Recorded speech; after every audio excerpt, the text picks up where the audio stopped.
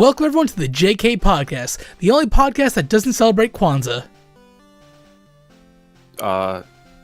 JK?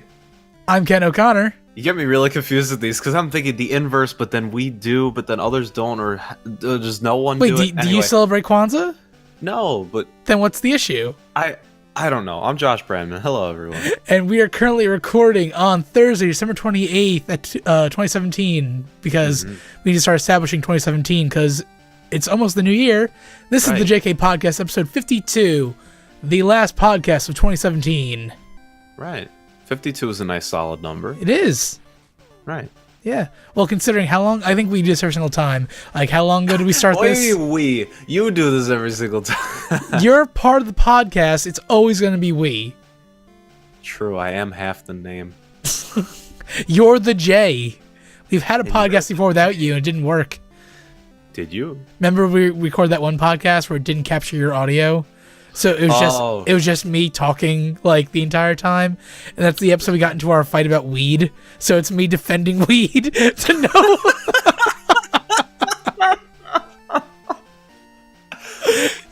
You gotta go back and listen to that because it's so funny to me. Like, what's wrong with vape? Like, just like over and over again with no response. It's like an angry old man yelling at like the clouds. That's beautiful though. Oh my god, that's actually really funny. Yeah, I think I marked it as like our April Fool's episode. It was like JK minus the J. Okay, fair enough. Yeah, so if you want to look that up, it's in our playlist on youtube.com/KindKing01. It's in the list of JK podcasts. It's JK minus the J. I think I even took the J out when the episode starts. Like, the episode starts off with the JK in the logo, and then the video changes to just the K. It's the attention to details, the little things. Yes. We should mention that we are streaming live on Twitch at twitch.tv/KindKing01. Shout out to everyone in the chat on Twitch, and we're also streaming on YouTube as always. Shout out to all the people in the YouTube chat. Hello, Lost Prince. Hello, Galaxy. Hello, Third Wheel, and also Jonathan in the Twitch chat. How's everyone doing? No response. Well, they won't hear it for a little while, but I bet they're great, and I bet they're ready to hear about what we have to talk about today. Absolutely. So what are we going to be talking about? What are we talking about? I don't know. You got to tell me. Well, this is an end of the year podcast. This is the final one for 2017. Every year I keep saying I'm going to do like I'm going to make a Kind Kings top 10 like video and do the editing and get the trailer stuff, yada yada. But instead we're just going to do it in the podcast. So this is a in-between option. Pretty much. Less editing, but you still do your top 10. Exactly. Just not as like cinematic. I was thinking of the way you suggested, where I just like ramble about what I think about the game and then edit out the like the ums and the spaces in between and like throw it together that way. And I do want to do that eventually. Just I think, you know what, this is actually a good place to do it on the podcast, and I don't know. Okay. Yeah. I mean, that's fine with me. Cool. Yeah. Yeah. It's cool. Well, before we dive in, Josh, how was your holiday and whatnot? We haven't done a podcast since, when was the last one we did? A few weeks ago? Month? I don't know. Oh, yeah, it was the beginning of December. So before all the holidays even like really started. Right. Holidays were good. I mean, went by very fast. It came very fast. Then it went by very fast. So I don't even know what happened, but it was good overall. So, you know, I can't complain, I guess. Got to see some family, but before you know it, then I didn't have time for anything else, so a little disappointing, but, you know, I don't know. It was good. How about yours? It was good. Very, very busy, very involved. Like, I feel like there was nothing going on, and then, like, the 2 weeks before Christmas, everything got, like, really busy, and then... Right. Yeah. I managed to get most of my shopping done, like, on Black Friday this year, so I wasn't buying last minute like I usually do. So that was pretty, like... that's, like, usually the most stressful part for me is buying for other people. But then, once that's out of the way, it's like, it's all good. Okay. Yeah. Did you get any good gifts? Yeah, I got new headphones, actually. Like, for your phone? No, just, like, headphones. I was gonna probably wear them, but then I was eating earlier, and then I just kind of threw these on. Maybe I'll switch over to those in a bit. We'll see. Ooh, switch. Fun lookout for people. But, I don't know, just not too much on the gift side, nothing crazy, but you know, just nice to see people and whatnot. That's good. What'd you get? You must have gotten something good. Um, Nothing like standout. I got like a couple games. I got the latest issue of the One Piece manga. I got a bunch of board games. That's really the tons of clothes, more clothes than anything else, honestly. Which I need because I never buy clothes for myself, so it's actually a good thing. But there you go. All right, the man will be clothed. Exactly. We all appreciate. Well, Twitch is very very serious about the whole being covered up and whatnot. That is true. It's funny how I remember like years ago, like they could show anything on Twitch and like they buckled down and all. Not anything, but come on. It was pretty I don't say like risque is not the right word, but it was pretty open. Like that's when all like the Twitch girls got mad because like, oh, we can't show everything now. Like why? That really hasn't stopped some people. I gotta tell you. Oh no, it hasn't. But the thing, they're pushing it to like the bare lit, like the. They're wearing as little as they can without getting in trouble. Yeah. Yeah. All right. It used to be a lot worse.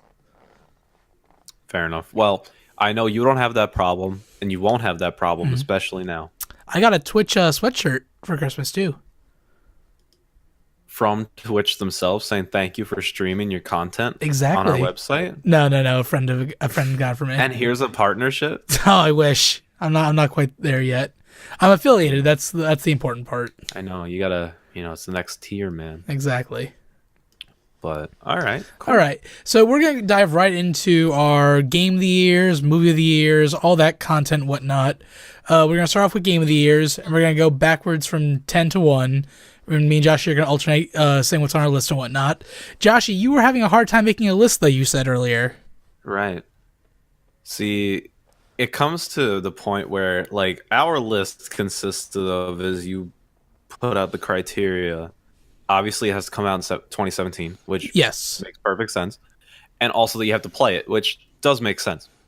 Now, for me, I love video games. I love looking into it. I love E3. I love any expo. But I don't even play most of these games. I'm just like, oh, that looks really good. And then I just never play it. So,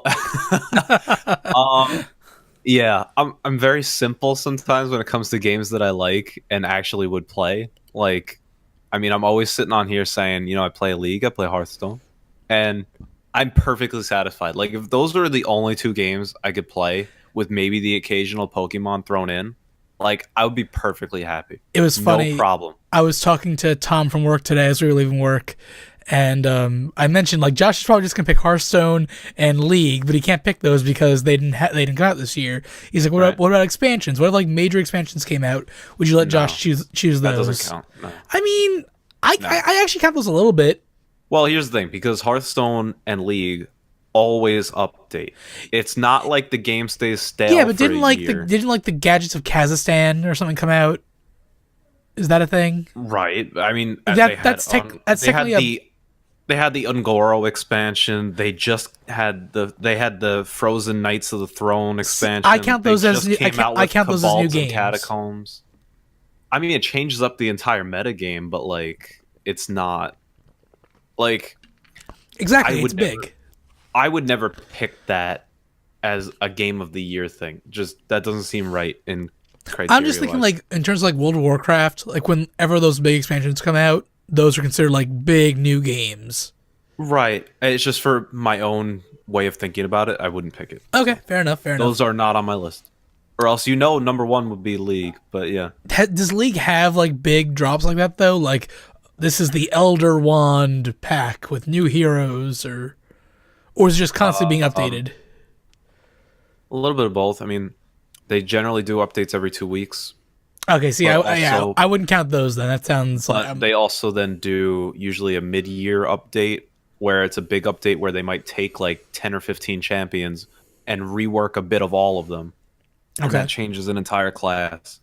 Or they always do it in the off-season times, which is like this past month and a half, is where they changed up the entire rune and mastery system to where they're only runes and all different runes. Okay. So everyone's been experimenting with how to even play with these things with the old champs, but now it created a whole new meta where this rune thing is now really good on this champ, and now everyone's playing this champ, and so they actually put a lot of effort into that stuff. So like they go through drastic changes. Like last year they added plants to the map, and that changes up how you even move in the map. Like during the off-season thing, the preseason patches are where they go crazy, and it's usually around November, December every year.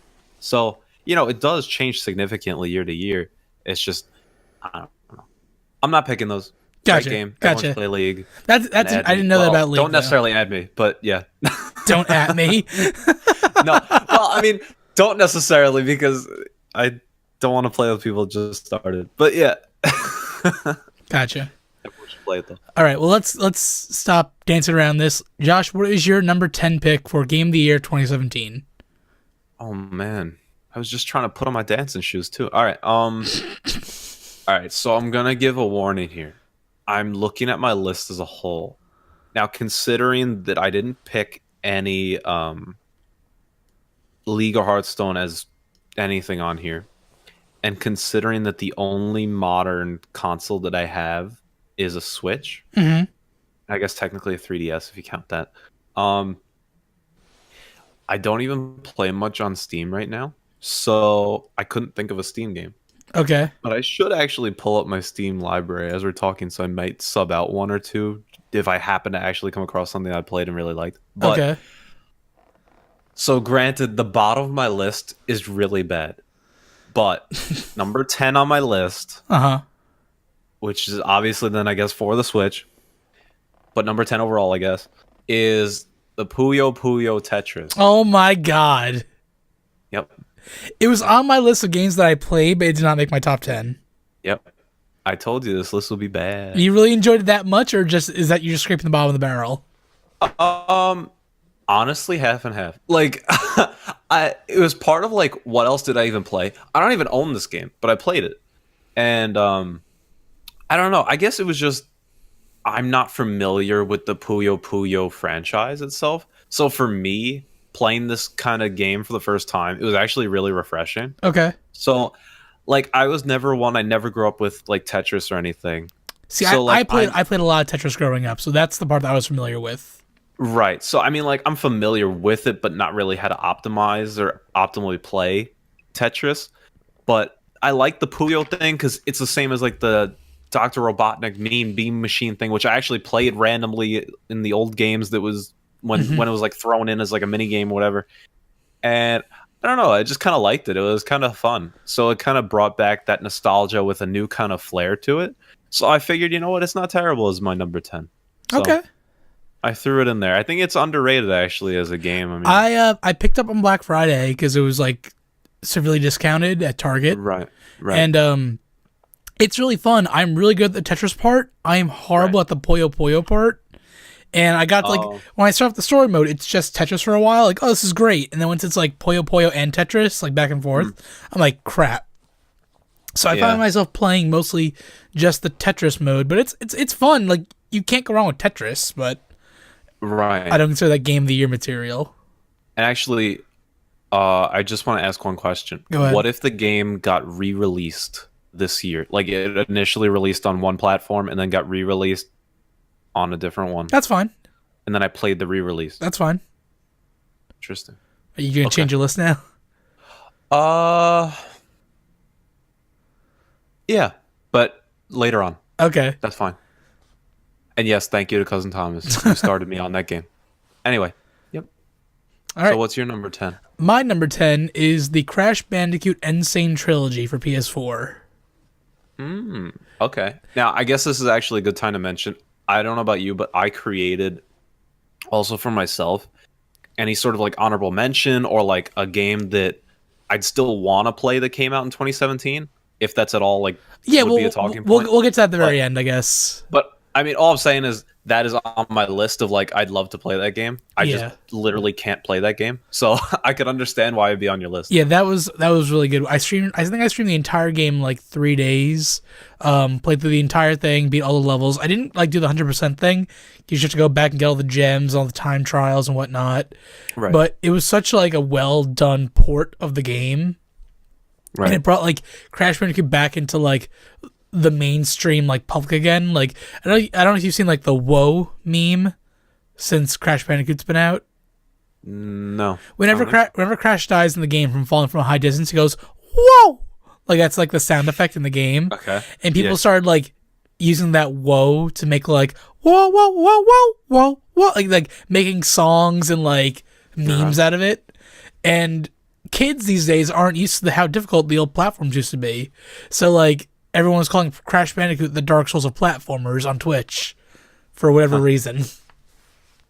Like it's not an easy game, but like I had no problem with it. Everyone's like, "Oh, this game's impossible. It's so hard." Granted, there are like 1 or 2 levels that are like so difficult, but like I don't know. It was a really well done port. In fact, it was all 3 games. The only I wish is if they included Crash Bandicoot Racing, whatever it was called, like Nitro Kart. Oh man, yeah, that was a fantastic game. Basically, you take the first 3 and the racing. Beautiful. Exactly. Like I'm surprised they didn't include that because it's the Naughty Dog games basically. Well, I think it would have pressured them to almost make it online capable, and I don't think they wanted to put that much effort into that. Yeah, that's actually a very good point. Oh, it's like, oh, it's a Mario Kart without online? What the hell? That's actually a really good point. That's probably exactly why they didn't do it. Yeah, but I think it's a very solid number 10. Yeah, Galaxy. It's the same company that made The Last of Us. They made 3 Crash Bandicoot games and the Kart Racer, 3 Jak and Daxter games and then a Kart Racer, and then 3 Last of Us, 3 Uncharted games and then a 4th Uncharted, and then they did Last of Us. So they're on track to make the Last of Us racing.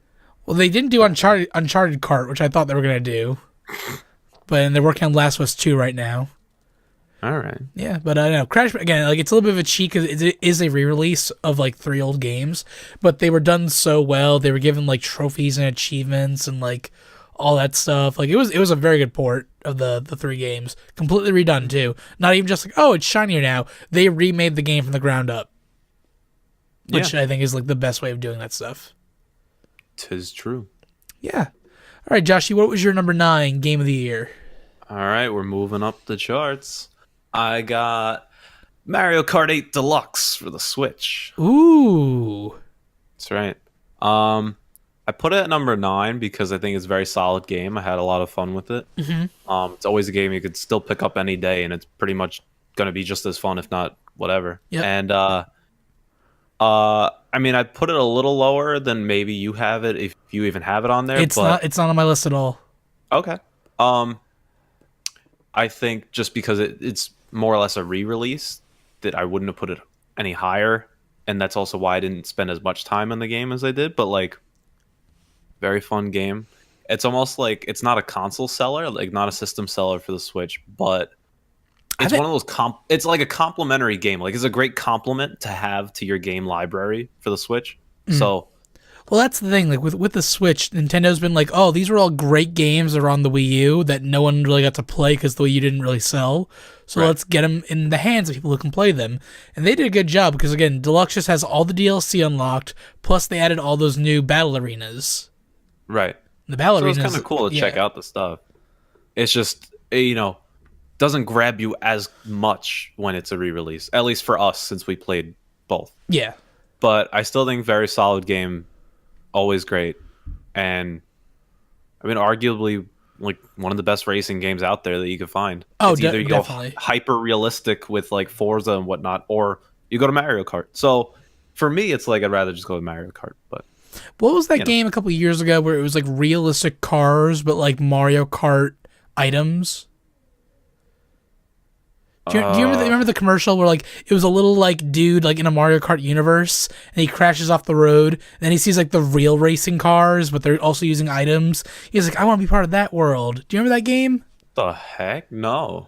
Oh my god, I'm trying to remember what it was. It was like one word too. It was like race or rainbow or something. Not sure. All I remember was it was like realistic cars in a Mario Kart race with Mario Kart items, with realistic cars. It's a really... That's the name of the game?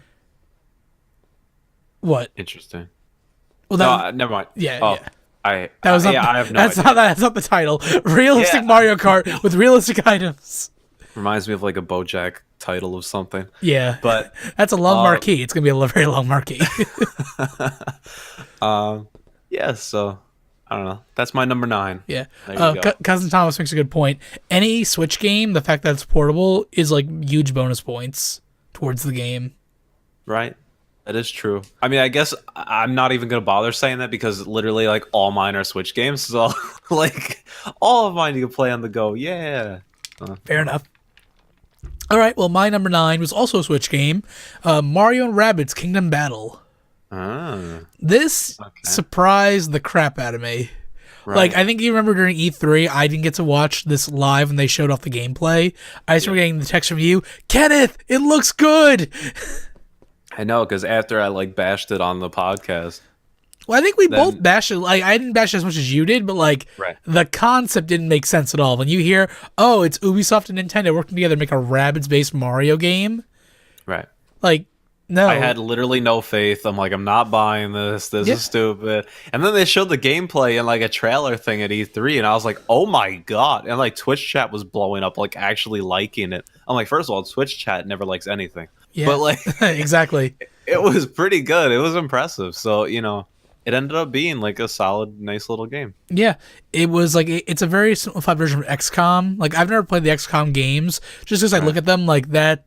It seems like too much for me to handle.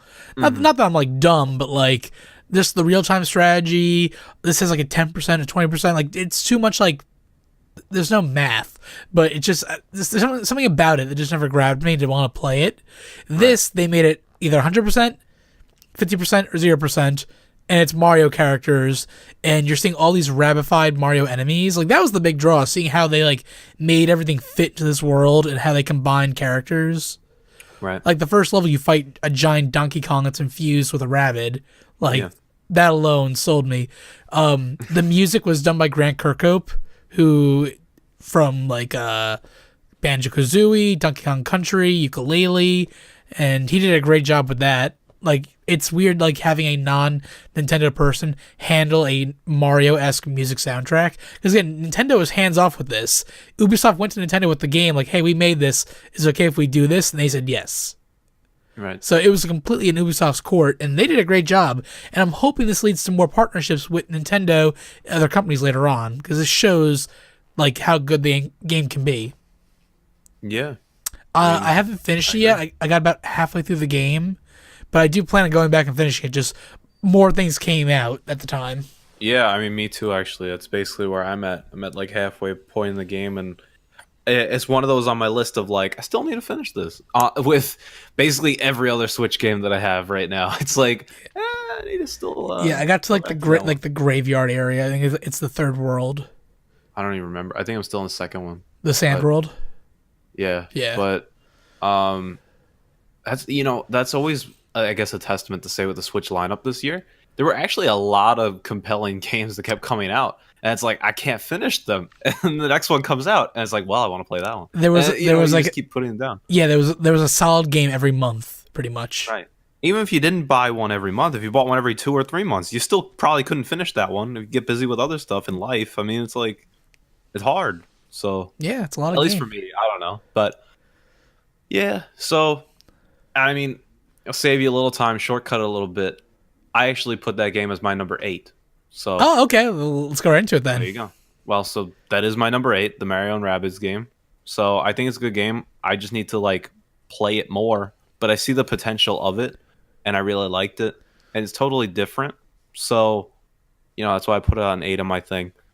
So did you I don't know. I mean, it's already been said about it, so I won't go on and on. Did you find it challenging at all? I mean, right now, no. But I have hope that it will. Basically, if I get to the final area and it's not challenging, then it'd be kind of depressing. But I really don't know. I haven't looked into any sort of like spoilers or anything. It's just more like I played it myself. I thought well, it's pretty easy, but like it's a starter kind of area. It's the first world, whatever. There are certain enemies, like the big guys, that just like come and smash you, and they aggro when you attack them. They're pretty tough to beat. Right. Okay. Like just maneuvering around the map, taking off like the little guys, like they're easy. But like the specialty enemies you see later on, like the big piranha plant ones and stuff like that, it can be pretty tricky at times. Yeah, I mean, so hopefully I'll find more of those elements, so it'll be good. I I mean, I always like things that make you think. So Yeah. that's why I put it at number 8. So that's it. Cool. All right, so What about your that's your number 8. man? Number 8 for me was Sonic Mania. Very nice. I mean, like, it's the Sonic I've always wanted back in its natural form. Right, with updated graphics. Not even like yes, they're updated, but they still follow the exact same pixel right. art. I mean, it's like very subtle, but like at the same time, very nice. Yeah. So this game proved to me that Sega needs to stop making Sonic games. Like, give the license to anyone else who loves Sonic, because this entire game was made by people who like are fans of the franchise. There's so many like little inside references to the Sonic fandom and whatnot. Mm-hmm. It was great. I played the entire game. I went back and got all the Chaos Emeralds. I have not streamed the final boss yet because I want to do that like on stream. I'm gonna do like a catch up day one day and do that. But that game is just delightful. The only like complaint I have is like the marble maze thing. When you go through a bonus ring, you get to the marble maze. You have to like collect all the spheres and whatnot. Right. That's required to get like to unlock like all the extras in the game, and I'm really not bad at it, but I'm not good at it either. So it's like kind of frustrating because like you could unlock a full edition of Mean Bean Machine in Sonic Mania if you beat all the those levels. So like there's a full game in there that I haven't unlocked because I can't beat those levels. Yeah. But yeah, it's perfect. It plays just like the old Sonic games. Like the Sega Genesis was the first console I ever played on, and then later would own it. Yeah. Wow. Yeah, my uncle had it, and then like later on, that uncle would buy me my Super Nintendo. That's the first console I owned, and then later on, kid, get this one. This one's gonna do a lot better. Well, later on, he gave me his like when he was done with video games, he gave me his Genesis. But like he's the one who bought me my Super Nintendo back in the day. That's pretty like cool. Sonic 2 and I think Mortal Kombat 2 were the two games the Genesis had that we played. I mean, again, that's actually another one on my list to play. Sonic Mania. See, I own it. You didn't play it yet? No. Oh, Joshy, I'm so sorry. I didn't. No, it's fine. Okay. I have it on my Switch. I had the download code thing. Like I put it in. Like it's on there. It's loaded up. I've literally never played it. Like if you look on my account on Switch, it won't appear because on there. 0 hours have been played. I've never pressed it. So oh, Joshy, it's on my list of like I kind of need to play that. You do need to play that. It's so good because I love the old Sonic games too. So it's like I need to just get on that. Yeah, it's even better too. Like it's got an update since it's been out on the Switch. Right. They made some improvements. They fixed some graphic issues too. So it's probably the best on the Switch now compared to anything else. I like to hear that. Good. Yeah, you need to play that. Yeah, I know. This is just me a list of things Josh needs to play. I know, honestly, yeah. Like, it's either a list of things I should play or things I really need to finish. That's essentially what my list even is. Yeah. It's like, yeah, play this, but it's like, Actually, honestly, I'm looking at the rest of my list, and I have not fully beaten any of these games. Oh my god. Why are we doing this podcast? Should we just end it now while we're ahead? You love me. I do love you, but why? Why do you do this to me? Bubba, why? I don't know, man. All right, well, that's Sonic Mania. It's a fantastic game. I hope they do a Sonic Mania 2 because I was really hoping this year would be like, boom, Sonic Mania and boom, Sonic Forces. And Sonic Mania came out and it's amazing. And Sonic Forces is like, hey. Sonic Forces was Sonic Boom. And it was, ooh. Bad. Here's the thing: Sonic Mania is Sonic Forces isn't bad from what I've heard.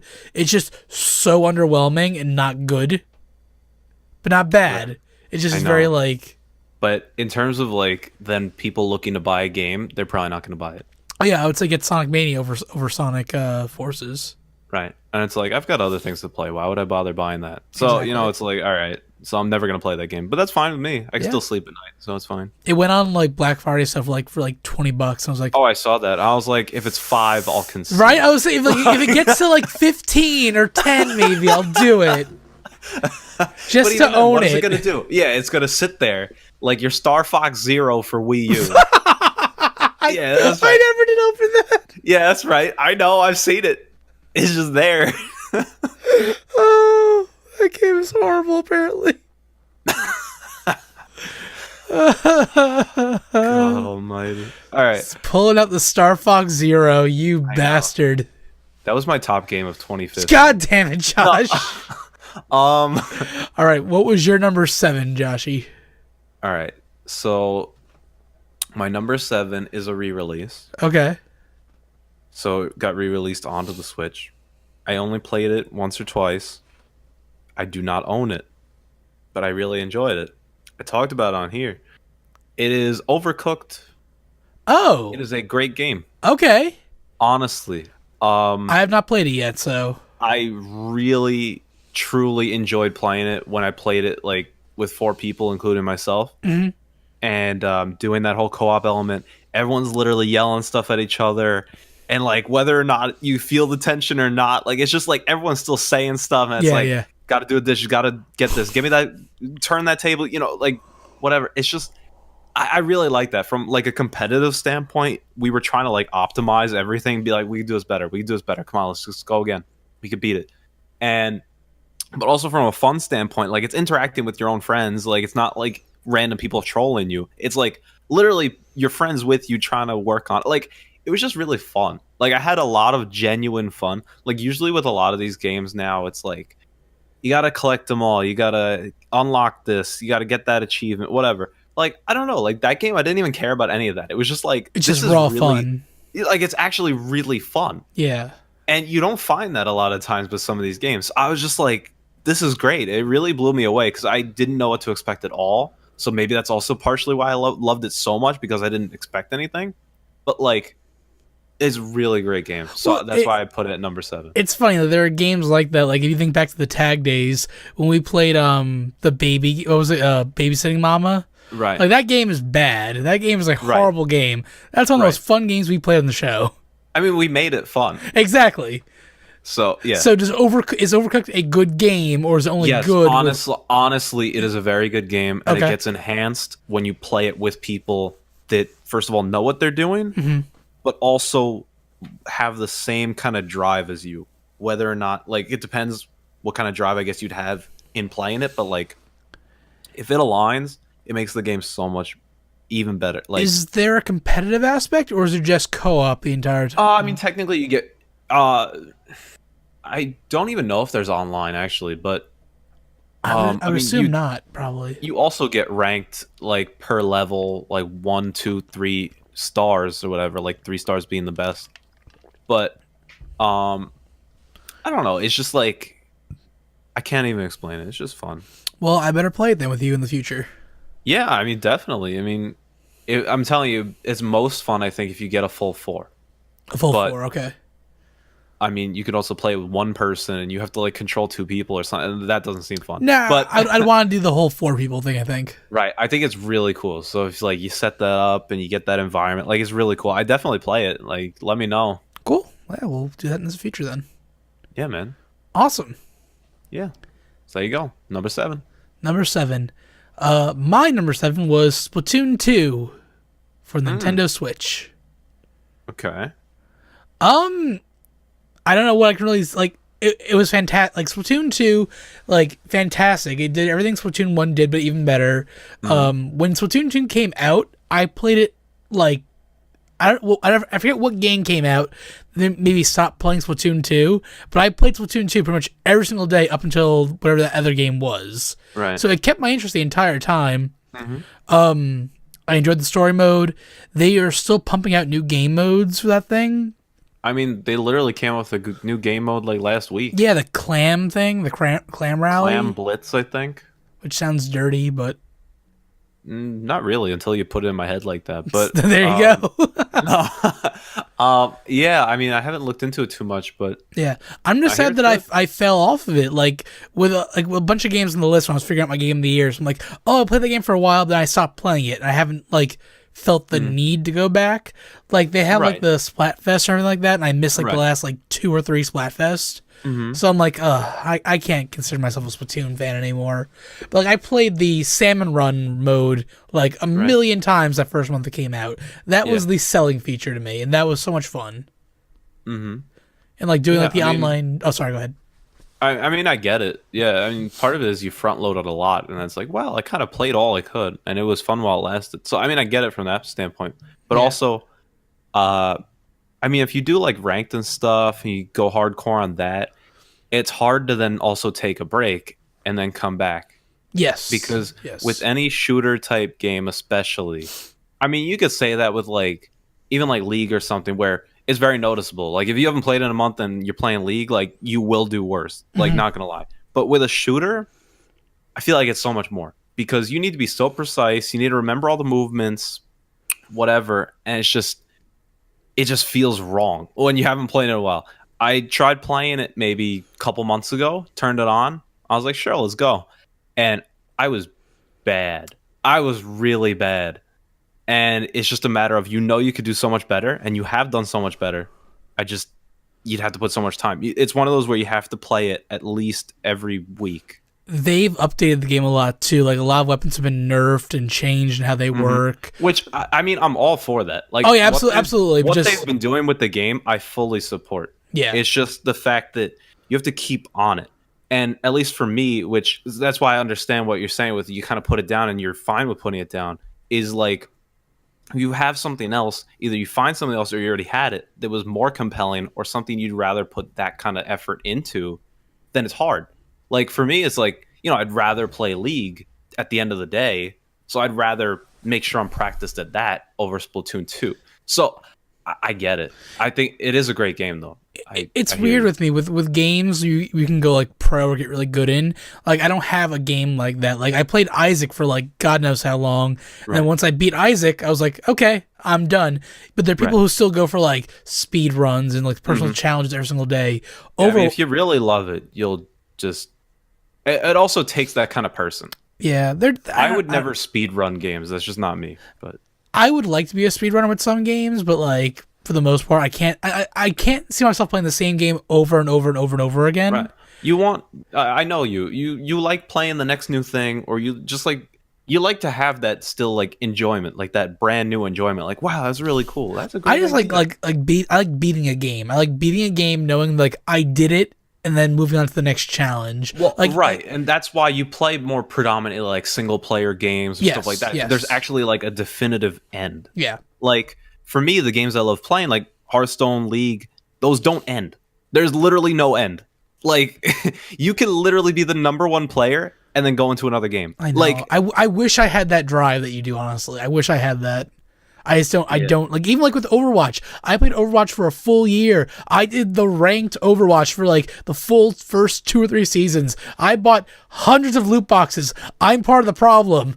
And then I'm like, nice. and then I'm just like, okay, I'm done. Like I haven't touched. Like, I played it back in. I think it was Right. January or February of this current year, and then didn't touch it again until October for Halloween. And then even now, I'm like, I want to play the Christmas event before it ends in a couple days. But I'm like, ugh. I hear you. I mean, it's There are just, new heroes. There's new skins. There's so much Right. for me to do, and I love Overwatch. I love everything about it. It But just it doesn't compel you enough because it's not what you're looking for. pisses me off. I wish I could. I don't know. I mean, as it is, like yeah, like my roommate, my friend, he plays Overwatch like every night. Like he's incredible at that game. Like Yeah. that's what it is. I don't know. I mean, now even Mr. Thomas, the cousin Thomas, he's loving playing Overwatch on his PS4 or whatever. I think I mean, what people go through things. I don't know. I think what I need to It's all do. good. It's not necessarily a problem. It's just how you are. I need to buy I need to build a gaming PC and get MLG Pro on the PC. I think because I know like I'm handicapped myself on consoles and whatnot that Correct. there's no point in putting in the work when the PC is always going to be better.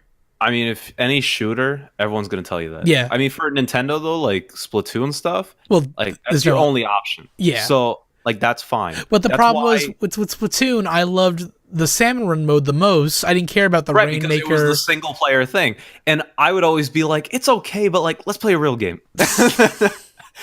Oh man, I just like player versus environment. I like working together. I don't like, oh, this guy is better at sniping people, so he's gonna kill me.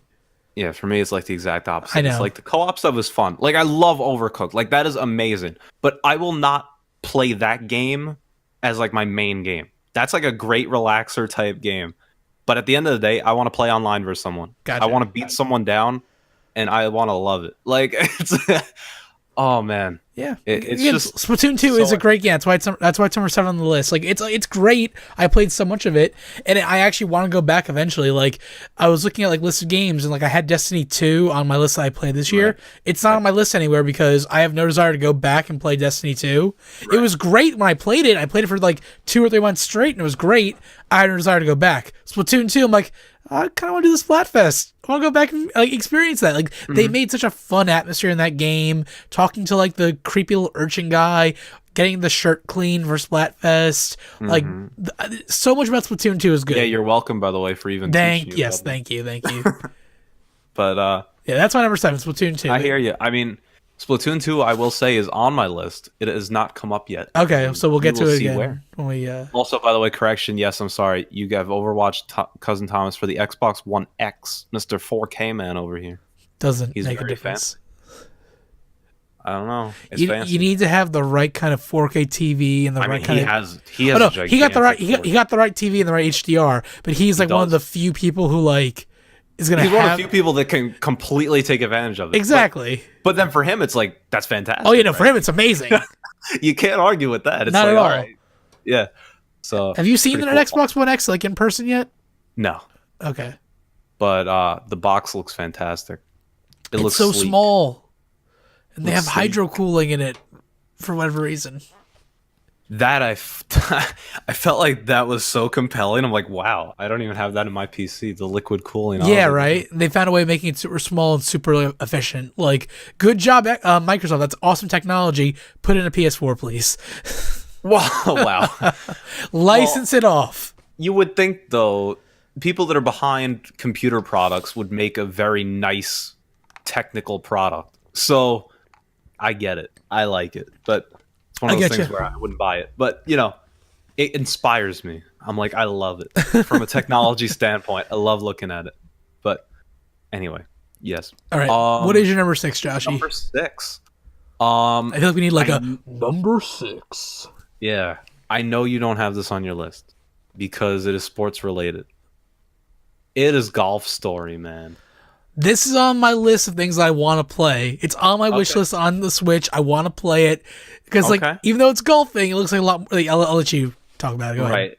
Golf Story, man. Oh my god, Golf Story, the game that was in that like indie showcase video thing, and then I was like, oh my god, give me. Even though I saw like 5 seconds max. I always used to love like the old Mario Golf or Mario Tennis when it was like RPG based, and this was promised as like a golf RPG game. And it lives up to that. It's really cool. I still haven't beaten it yet, but like I beat about half of it. You literally golf and do RPG stuff. So whether it's quests or you compete in golf against people as part of a quest, or you can just play 9 holes of golf on this certain course. Like, it's just a fun game, and it's easy to pick up and put back down. All the unique environments. Honestly, the dialogue is pretty well written. Like, it's kind of funny. From what I've seen, it looks absolutely outstanding. Also, yeah, like, even the graphics-wise, it's relatively simple graphics, but the way they pull it off is very nice. And I would even say the text boxes for the people, like there's no like voice acting, but the text boxes are in a different font. Like it's not a stereotypical font, and it's not stereotypically at the bottom. It is just above the person's head, as if they're talking in a speech bubble. Right. Okay. And the font itself actually just looks really cool and crisp. Like that's just my opinion. I don't hear anyone raving about the font in like Golf Story reviews or anything, but like I think it's very cool. So like, I don't know. It's just a very unique indie game. I think it's great. So I highly recommend the game. Even if you don't like golf necessarily, it is fun to play, I think. Oh, I'm definitely getting it. You know me. I'm not a sports guy whatsoever. Football's confused me. But I'm definitely throw it in a spiral. I'm getting it. It looks amazing. It's very cool. So I would put it at my number 6. Cool. All right. For my number 6, this is a big one that everyone in the chat's going to freak out about, And Joshy, I think I've talked to you about it at all lately, but my number 6 is Doki Doki Literature Club. Literally no idea. Oh, I heard you saying something about that. Yeah. I think some people on Twitch are streaming that, right? Yeah, I streamed this all in one sitting. It was a 7-hour stream, and it's a visual novel, and you play as a character, you name it yourself, and then you're dating 4 girls in a literature club in a high school. And I did Who even says literature club? All right, that definitely came straight out of Japan. Anyway. Here's the thing. So it's what you expect as a visual novel. 4 girls. It's very, very like cutesy. There's one who's like, she's like short, but she's like feisty. There's the overly cutesy one. There's the tall, shy one. There's the one who's like the go-getter like attitude. Like it follows every single trope you can imagine. And I did voices for all 4 girls the entire time, and it's great. Sounds disturbing, but yes. They weren't the best voices, I'll give you that. But 5 hours in, the game changes. So do you care if I spoil it for you at all? I could care less. Okay. Yeah. 5 hours in, the one girl like professes her love to you, and you can choose to either accept her or deny her. No matter what you do, she goes home and commits suicide. What? What the heck? You walk back to her house, you open the door, and she's hung herself. She's hung herself in a way where the rope didn't snap her neck. It like slowly suffocated her, and you see her hands are covered in her own blood and skin because she was like, her instincts were trying to like fight back and get it off her throat. What the heck? Yeah, I should mention, before you start the game, there are like 3 like things you have to click in the beginning of the game. Like, this game is disturbing. Are you okay with that? Yes. Are you sure? Yes. You have to keep clicking it over and over again. And then also the game knows if you're using OBS or any kind of streaming software. It like knows that when you start up the game. So the girl, you walk in the room, and it's very, very graphic. She's hung herself. All of a sudden, the entire screen starts freaking out, and like things start changing. You see like lines of code leaking out of the game. And while I was playing the game, I had the game files open, because chat told me to do this. I had the game files open on the computer, that like the Steam like property files, so the local files of the game. And when she hung herself, her picture, her game file, her character file got deleted out of the save files, like the actual files of the game. What? I reboot the game back up, and the logo of the game comes up with the 4 girls. The girl killed herself though, is all like pixelated and messed up. I start the game, and the game starts over from the beginning again. But when that girl runs up to you, she's all messed up and pixelated, and the text is like you can't read it at all. And the game shuts down again, starts back up, and she's not there at all. And then you replay the game with that key character not there at all. And like, okay, that's kind of weird. And then the other girls you interact with, all of them are a little bit off now. Like, weird things, like people, like weird tech starts happening. The game starts rewinding on its own. The girl that I fell in love with in the game, like Yuri is the girl I picked. Like, she was like the shy girl and whatnot. For some reason, on the second playthrough, she's acting more and more weird, and she's like acting obsessive. And all this crazy stuff. You find out that she cuts herself a lot. Like, this scene, you walk into like the hallway, and she's just fiercely cutting her wrist. Like, really creepy, disturbing stuff. And this is a great game for you, though. It's number 6. Exactly.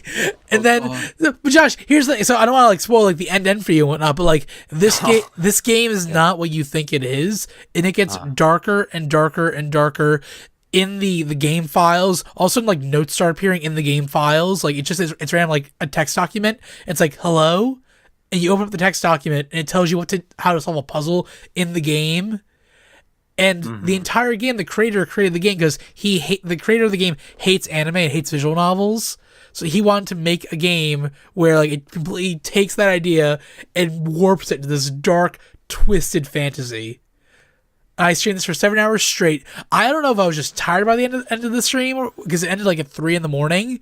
But holy crap, the journey it took me on, I was expecting absolutely nothing. I was like, okay, it's going to be a dumb dating sim game. There's going to be like boobs or something like that. Like, expecting all that shit. No, it's a dark, twisted horror game, and I can't recommend it enough. Interesting. Galaxy says it should be number one. I wouldn't go that far. Like, it's a great experience, but in terms of actual game, it's a visual novel. You're just clicking through the entire game, and at the end, there's a little bit of like gameplay where like the game itself is fighting you, but like, it was the most compelling experience I had the entire year in terms of like going with no expectations at all and leaving like, wow, what the hell just happened? Like, Josh, if you want to just go back and watch my live stream, like watch like key points, so you don't have to sit through the entire thing yourself. But like when certain things happen, it's ridiculous, and it drew a big audience too, and it had to be like it just snuck in on my list because I didn't like again. It came out in September, and I just played it like a couple weeks ago, and it was phenomenal. Huh. Doki Literature Club. Like, you're saying, like, it's right out of Japan. No, it's from some guy who actively hates Japan and the stuff that it produces, so he made a twisted version of it. Nice. Yeah. Okay. Sorry, that was like a long drawn on for my number 6, but very interesting. We didn't talk about. I didn't talk to you about that at all, so I had to like describe what this game was. That is true. And you basically know all my games on my list, so like exactly. All right. We are halfway through. So, Joshy, what is your number 5? Oh, man. All right. I don't know if this is on yours at all, but I absolutely adore this game. I even played it as recently as this past weekend. Ooh. And we'll be playing more. It is Snipper Clips. Ooh. Number 5. Right. The like unsung hero of the Switch launch. Absolutely. Couldn't agree more. It was a fantastic, refreshing co-op game. And I mean, you even came over and we played it. Yeah. It was just fun. Like, and it's again kind of like the Overcooked thing. You know, it's a lot of communication. It can be funny, and there are a couple different modes to it.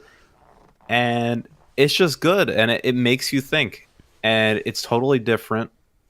Made by some random indie whatever. It's like 2 guys or something, basically. Not even like an indie studio.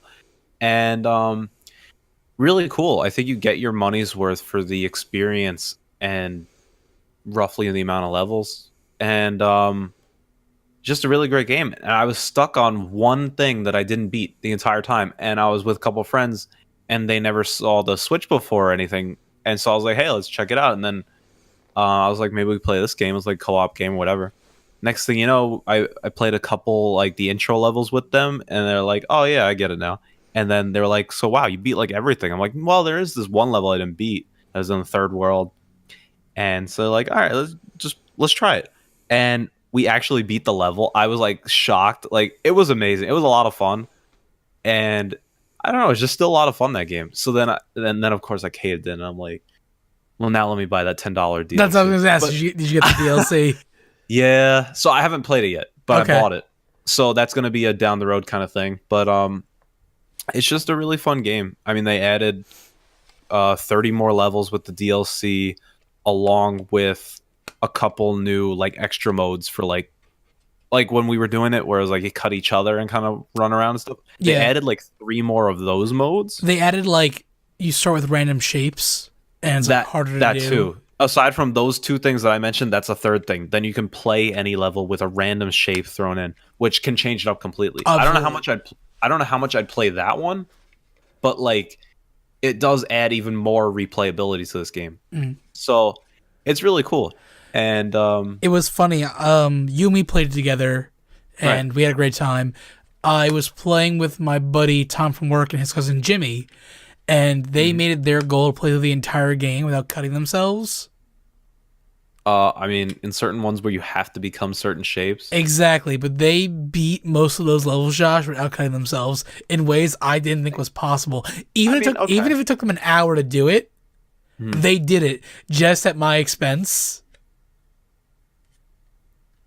I mean, I feel like that's kind of troll, but at the same time, if they love it, then by all means. Like, that's the thing. The game can offer so many unique experiences. Yeah. So, I like it. And it used the Switch fully, too. Like, the fact with the 2, like, Joy-Cons. Right. It really uses that shared element, and you don't really feel, like, deprived of anything with that. Yeah. And also, with one of... it's either the recent patch that they put out for it or the DLC once you purchase it. I think it's really just the patch. You can also now just use a Pro controller. Oh, really? So, right, and put two together in a grip and use that as one controller. That's cool. So it does also add more of like, because it used to be like, I only have 2 Joy-Cons. How do I play with more people? Yet I have a Pro controller. Now it can be like 3 people, whatever. So, again, it kind of adds a little more playability, replayability, whatever. It's just a really fun game, and it caught everyone off guard. And then some people were like, this is incredible. And I was like, really? But then I bought it for myself. I'm like, fine, I need something other than Zelda to start off the Switch, I guess, as like a side game. Yeah. And I was like, this is actually really fun. So I put it as number 5 on my list. Nice. There you go. Very cool. I think that's well deserved. That was a great, great surprise this year. Yeah. Yep. Cool. What about you? All right, my number 5, Resident Evil 7 Biohazard. VR or non-VR? No VR. Okay. This was a game that like it was on my radar from the beginning because it like I like the horror like genre, like horror movies, like that scary stuff. I've never played a Resident Evil game before, so like Resident Evil 7, I was like, I'm not jumping to the franchise in the 7th one, like it makes no sense. But from like the demo that I played on the PS4 and stuff like that, like it was clear that this was a much different creature. And you saw me. I loved playing a PT when that came out a couple years ago. It's like they saw PT, saw that it got canceled, and like, oh, we can do this now. Like, it's hyper realistic in terms of the graphics, like the environments and whatnot. And I had to get it. So me and my stepbrother Matt, we ran out to Target that night, got the game, streamed the entire thing. Like, not only was the game like super creepy in the beginning, like in the beginning when you have like no way to defend yourself, like you're just like kind of like at the mercy of the monsters and the creatures in the house. It's a terrifying game. And then once you get like a shotgun and some stuff later on, it becomes an awesome game where you actually fight back, but it's still really challenging and things will still jump out at you from here and there. The overall story was compelling, and like it was just completely different than what all Resident Evil games have been up to this point. And it's different than like Outlast 2 came out this year, and Outlast 2 is garbage. The entire thing is nothing but like like Outlast 2 was just gross and scary, and like it's just you're muddling your way through a world. This felt like the entire house where there was puzzles everywhere. There were things to do. Things were gross, but it was like not like overly gross. It was like, oh, that's moldy food because people have been got left out for like months or something like that. There was a cool story. The characters were compelling. Like, they did a great job with the overall story. The only big issue is like the final boss fight was like not even a boss fight. It's just like, oh, you got to the end. Good job. I'm like, oh, I wish it was like a big final boss, which there kind of is, but not really. But I just had a blast with that game. I didn't think I would ever like a Resident Evil game, and that one was just great. And you mentioned like the VR. I haven't done the VR. People say the VR is good. They've released like I think like 10 DLC packs since it came out in February or January, whenever it came out. So like, there's a lot to go back to with that game, and that's a game I want to go back to because now all the DLC is out. There's like a bunch more campaigns to do, a bunch more extra modes to do. Again, it's a horror game. It's scary, and I like scary, but it was a really fun game. They did such a good job with it. Yeah, I mean, for me, I'm not really into those horror type games, so I probably wouldn't play it. Yeah. But I definitely understand the hype about it and why people like it so much. So it's cool. It's good to see. Yeah. I hope that if they do another Resident Evil like 8, they keep with this new format where it's like it's first person, it's like hyper realistic, it's super scary. Like, I don't know, they did a great job with it. Yeah. Cool. Yeah. All right. One little fun fact I found is cool. Sure. In Japan, the franchise is called Biohazard, and in America it's called Resident Evil. So in Japan, the game is called Biohazard 7 Resident Evil. In America, it's Resident Evil 7 Biohazard. Interesting. Isn't that kind of cool? I don't know what to make of that, but it's interesting. Yeah, right? They just kind of like, they honored each other's titles. I don't know. I found it cool. I thought it was really good. Yeah. Okay. Yeah. Interesting. All right, Joshy, what is your number 4? Oh man. All right. Number 4. This might surprise you at actually how low it is on the list. Maple Story. For me. Okay. Pokemon Ultra Sun. Oh, it actually made your list. Well, considering I haven't played that many games, and I also love Pokemon, so the Uh-huh. combination. Which then you would think, how's that not like number 2 or 3? But um, oh man, see, I'm biased since I love Pokemon games. Um, I still have not beaten this game yet. I am up to the league, but I just fall into that trap of like, I love Pokemon games, therefore it is a good game. Like you could throw any mainline Pokemon game at me, and I'm like, I can find easily some redeemable qualities and love it. Like, I just like it, man. It feels good when you raise up your team and you start killing people, and they added a couple new Pokemon slash Ultra Beasts, and it's like, whoa. And I thought it was kind of funny how I went into those dimensional portal things when they were teaching you how to do it. And they were like to go into like the gold looking one to find the Necrozma thing and all that, whatever. And so I did it and I went into one and it wasn't that spot. And I was like, that's weird. And then it was just like a legendary Pokemon came out. And I was like, hello? I thought this was post game content. And then literally a Reggie Steel just appeared in front of me. Oh, damn. And I was like, okay. And then I started to, I did, of course, the thing where I save it first, and then I started battling it. And I literally caught it with a Premier Ball. So I thought it was so cool because I always try and line up like the color or something with it. Yeah. So I got the Premier Ball for Reggie Steel, and I was like, yo, this is hot. I don't even use legendaries on my team, but I'm going to use him on my team. So I thought it was kind of cool. I had some fun with it. I changed it up. I always try and change it up with every new Pokemon mainline game a little bit. And I don't know. I mean, I haven't even seen most of the stuff that they added, but it's just... Oh, no, you've seen it. Well, I think it's a fun game. It's not the best Pokemon game ever created, but in games that I have played in 2017, it is my number 4. I still have ways to go on it. And apparently Pokemon for the Switch might be coming sooner than we think now. Well, 2018 was always the release date. You've always been skeptical. You've always said like it's going to be much later than that. The way it sounded, they said 2018 the earliest. It sounded like early 2019. Now the way it's sounding seems like holiday 2018, which I'm very happy about. But I think Ultra Sun is nice. It is not the greatest game ever. It's a nice installment. I think it's a decent send-off for the 3DS. So, for all those reasons, I put it number 4. We're gonna do like when the new year starts. We're gonna have a Pokemon cast eventually because there's a lot of Pokemon stuff to talk about. You will not find that game anywhere on my list at all. That is fine. I think it's the worst game in the franchise. Really? Yeah.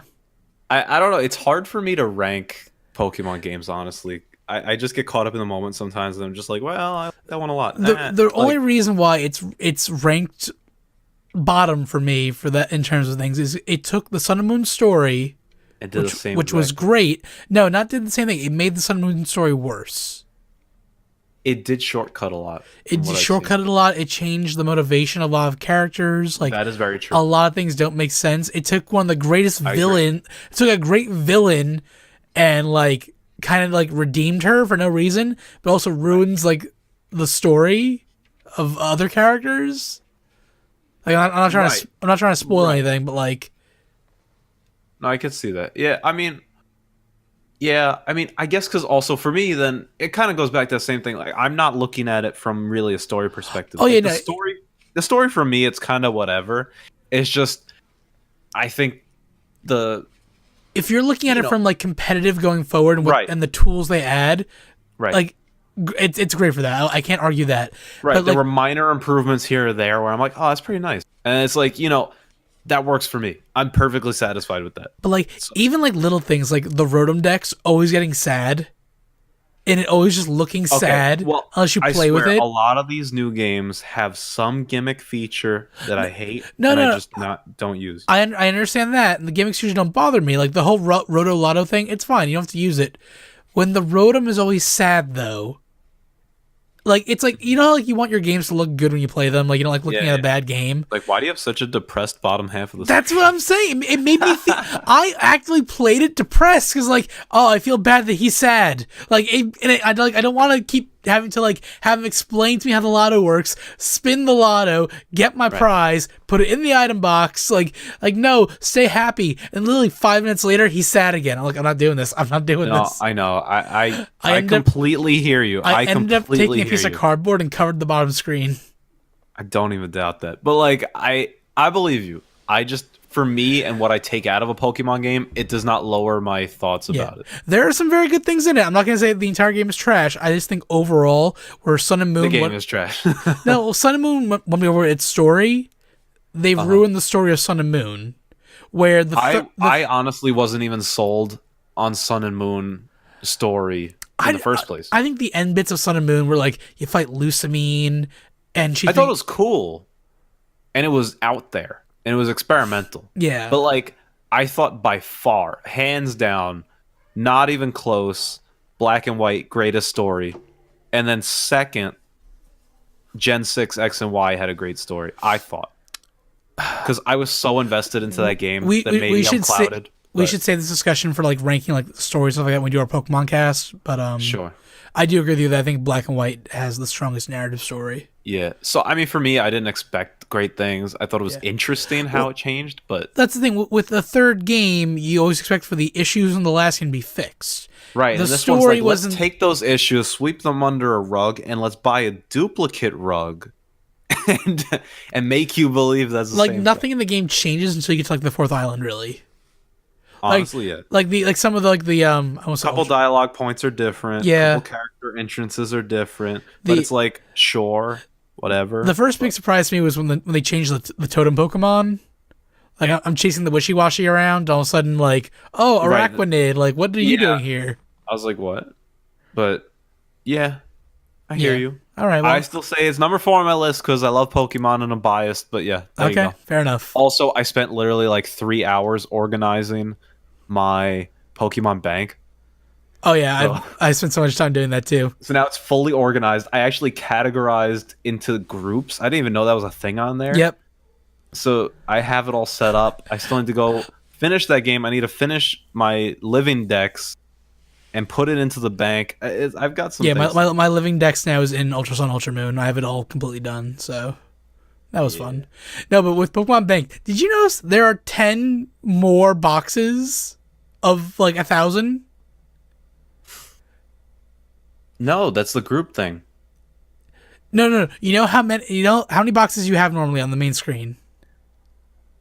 100. 100. If you go into the top part of the menu, there are another like 10 boxes, each with their own 100. No. Are you sure? That is the group thing. Are you sure it's the group thing? Yes, it is. Okay. I didn't realize how that worked, but what I did, I thought it was like, wow, I have 100 of those, then I can have this whole other thing of 100. That's like, what I thought it was. No, because then I went into it because then you could name stuff. So I was like, oh, let me name this. So let me put like these Pokemon in there. And then it took away from my other total of 100. Oh, so okay. Here's the problem. You're splitting them up. With the Pokédex, as expansive as it is, I allocated about, like, what is it? Almost 30? Not 30.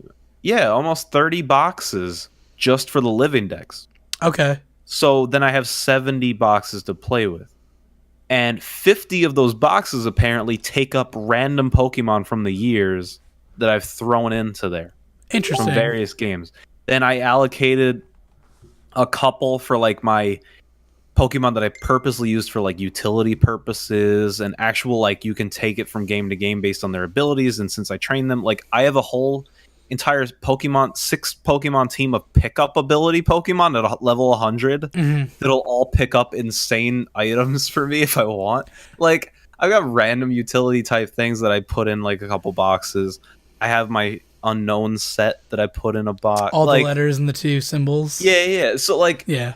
And then it's like, oh my god, I don't have that many free boxes. So it's like, oh man, it adds up quickly. Yeah, I know. I have like 30 boxes of Torchics.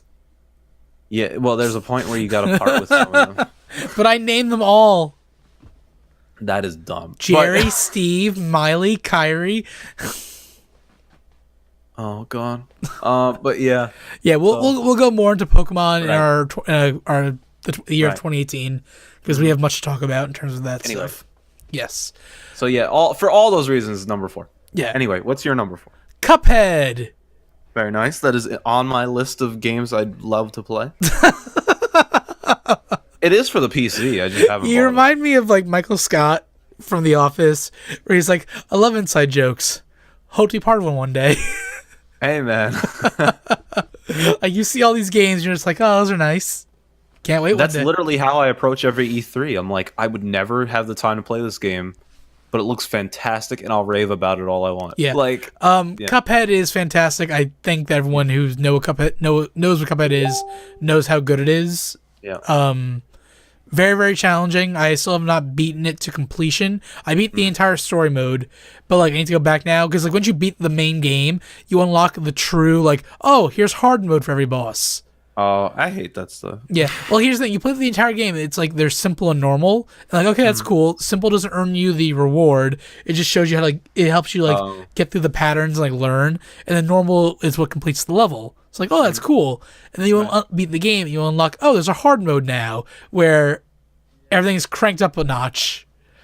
And then there's also pacifist runs where the run and gun segments, you got to like play them without shooting your gun at all. It's just dodging enemies and getting through the level, which is super difficult. I haven't done that either.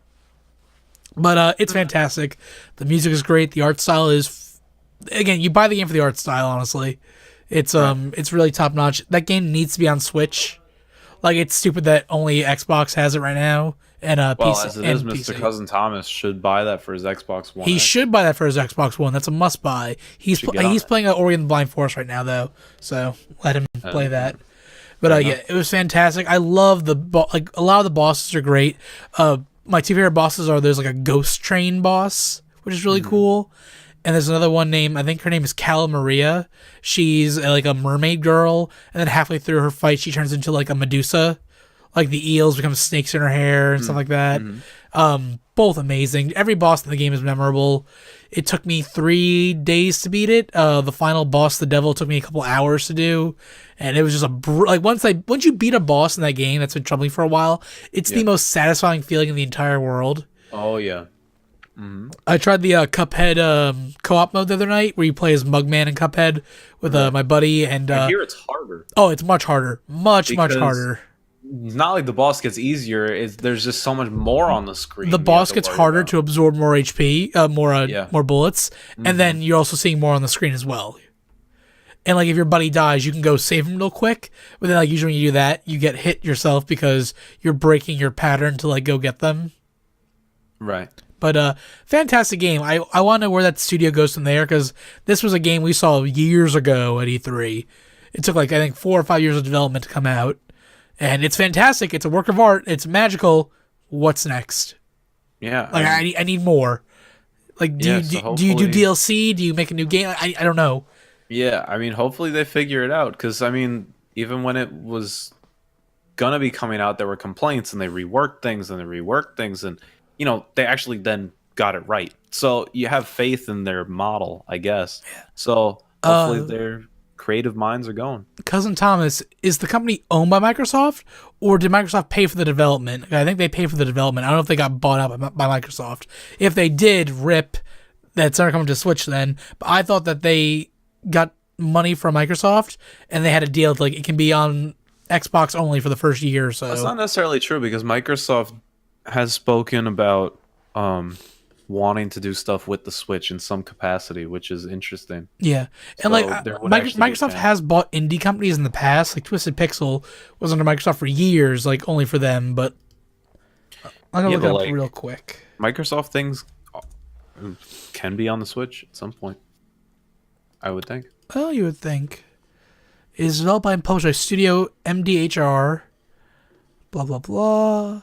Cuphead was released on Microsoft Windows. Blah blah blah. Doesn't say.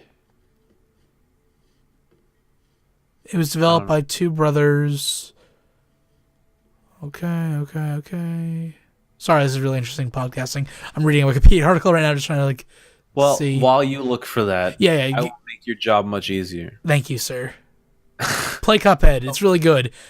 It's the Dark Souls of running gunning. Right. But I'm gonna move on to number 3, man. We're cracking the top 3 here.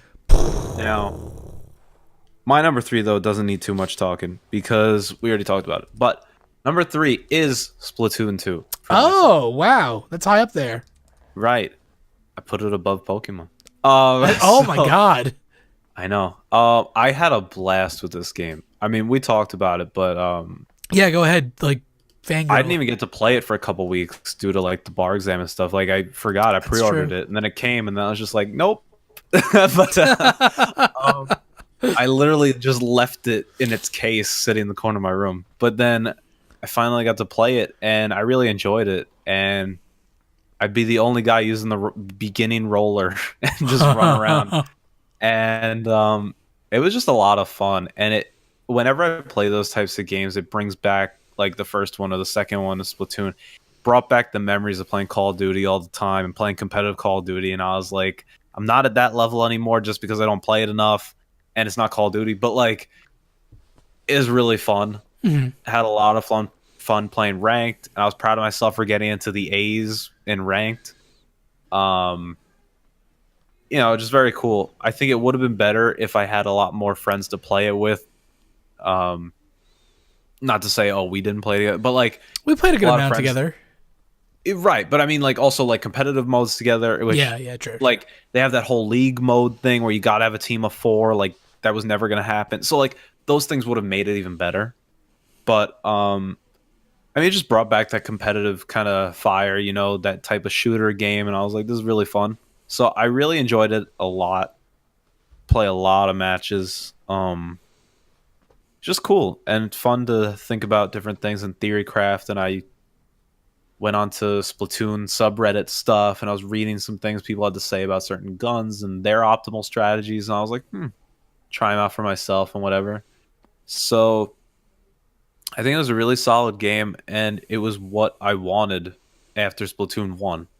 So I was very happy with it, and that's why I think it's my number 3. I haven't like played so many games this year, so in theory it'd probably be more like 6 or 7, I guess. But I played like Cuphead and whatever, but like for me it's number 3 on my list based on what I played, and I was really happy with it. They're still updating it. I don't know if I'll go back to it. Definitely not as like super hardcore when it first came out, but like I don't know, nothing's saying I won't go back at some point and play around a little bit. But yeah, it's always cool. So that is my number 3 game. Cool. Again, it's a great choice. Now I need to ask you, Pearl or Marina? Marina, 100%, all day, every day. Callie or Marie? Forget which one's the one with the gray hair, the silver hair. Oh my god, I forget. Pick that one. I think it's Callie. Yeah, I think so. Yeah, then her. You're wrong, but yeah. No, I think I'm right, 100%. No, wrong choice. Wrong choice. No, but yeah. All right. Agree or disagree. Yeah. My number 3. Hollow Knight. Amazing game. I'm surprised it was that high up on the list for you. It was that good. Here's the thing, like in terms of like the Metroidvania franchise, I feel like just this year I started cracking into that like genre where it's like, here's the entire map, you can go some places, but you can't like go everywhere yet. You need to like come back with weapons later on. Like as a kid, I hated those games. Like the original Metroid is very frustrating to me because like I didn't know where I was going, nothing made sense, blah blah. The world of Hollow Knight is such a rich and beautiful hand-drawn animation world. Every single sprite in the game is hand-drawn. The combat it's not like gun-based. It's all like it's all one thing. It's just the one weapon you have. You have other abilities like to like run up walls and like jump up high and stuff like that. But the combat is all one weapon base. So when you fight a big boss, you're just fighting with the one weapon. So you have to get really good at the combat. Exploration is easy. Tons of areas like move around. The entire game is like you're a little bug creature, and the entire game is like in this giant underground bug kingdom. So there's tunnels everywhere. There's all these different types of bugs in different areas. You can like crack into like a honeycomb and fight bee enemies and stuff like that. It was beautiful. The game was beautiful. Very fun to play. The combat was very compelling. It was easy to get around. The environments were really good. The characters are incredible. Like the story to that game is really good. Just everything about it like won me over. Like I played Ori and the Blind Forest a couple weeks ago because I wanted to like scratch that itch again. Like, oh, I want to like play more of that stuff. And Ori and the Blind Forest was good. It was very pretty, but the overall combat and puzzles and like atmosphere, it's a lot more simplified. Yeah, it was just it was lacking a little bit. Like combat wasn't hard. You mashed a button and a orb attacked the nearest enemy without you doing anything. In Hollow Knight, every little bit matters. Like you need to like know when like to strike your nail down or strike left and right or when to block, when to dodge. It's like it felt very much like a Dark Souls-esque game, but like in a Metroidvania environment. Right. It's absolutely perfect to me. The only like reason why it's not number one was because like there are some things in the game like they're just challenging for challenge sake. Like there's this entire Coliseum mode where you have to fight like 1,000 enemies. If you die once, you have to go back to the very beginning. That was really frustrating. They've released 2 free DLCs since the game's been out. They both been very like nothing. Like it's stuff that I wish was in the game before I beat through the entire game. Right. Like I think I was telling you that the second DLC that came out like a month or two ago, it was released. You start up the game does not tell you where the DLC is, and I have the entire map unlocked. So I'm looking at the map like there's nothing not highlighted. I've been everywhere, so it took me like 45 minutes of like streaming just like to find where the DLC began, and then all the DLC was a fetch quest, which was really annoying, and then a boss that was super harder than the actual boss of the game. And like that was it. Like it was like a tricky boss. It was just he's really hard, has lots of HP. Yeah, I mean, obviously sounds like it benefits people that are now just playing it. And be exactly. like, oh, that's kind of cool, and it's like, oh, they just added that. Wow, this makes it even better. I don't want to speak ill of free DLC. It's all been free so far. The game is still beautiful, and they're adding more and more lore to the game, and the story is fantastic. But just like, overall, there are 2 games this year that are slightly better. But it's so close. I loved Hollow Knight a lot. Wow, slightly better. Slightly better. Yeah, like these 3, I was honestly swapping between these 3 over and over again. Wow. Like I had Hollow Knight at 2 for a little bit, and then but then like all right, then I know the rest of your list. I think you do. Yeah. Interesting. Okay. Yeah. All right, Josh. What is your number 2? All right, so based on your comments, I believe that I have your number 1 game as my number 2. Interesting. I won't say if you're right or wrong. Just go with it. My number 2 game for 2017. Again, granted, very limited amount of games that I've played that came out in 2017. Okay. Super Mario Odyssey. Okay. Number 2. Interesting. Okay. I mean, we had an entire Mario Odyssey cast about this game for like literally hours, not even exaggerating. Yeah. So I don't think we need to go on and on, but I mean, like in terms of a system seller, absolutely, that's a system seller. Yep. I don't think anyone could really argue that. Not at all. Even if you don't like Mario games, like it's different. This changes the formula a bit. It's more like Super Mario 64. It's like Galaxy. It's kind of like Sunshine. It's a great game. I had a lot of fun with it. I will eventually beat it 100%. No, I beat the game. Yeah, yeah. That's why we had the cast, because you beat it. This is a game where like I beat it. I beat even the darker side thing. I did that ridiculously long, challenging level. The final one where you have to climb the... Like, I did all that stuff. I just don't have the 999 whatever. I have, like, 605. Okay. But, it's a fantastic game. I had a lot of fun. Loved the new element with the capture stuff. Yep. you could sink so many hours into this game just exploring, trying different combos of moves, and just whatever. It's really cool. So the speed running for this game has gotten insane. I don't know if you've watched any of these streams where people no, are like, I mean I've heard about it. I've heard more things about it. I still never look into it myself, but there's a no jump run. Right, You can I beat the did read entire about game that, without jumping. Yeah, which apparently even if you press a certain button for dialogue, it sets it. It's weird. I don't know, but The very final thing where like after the wedding and you wake up in that cavern, you have to jump to wake up. If you hit that button and don't actually do the jump, it counts as a jump. So you need to like be careful, like and do a certain like method to get around it. It's crazy. right. It's crazy. And apparently at some points they had to use Cappy as like the co-op mode to get around certain part. It is very interesting. Yeah.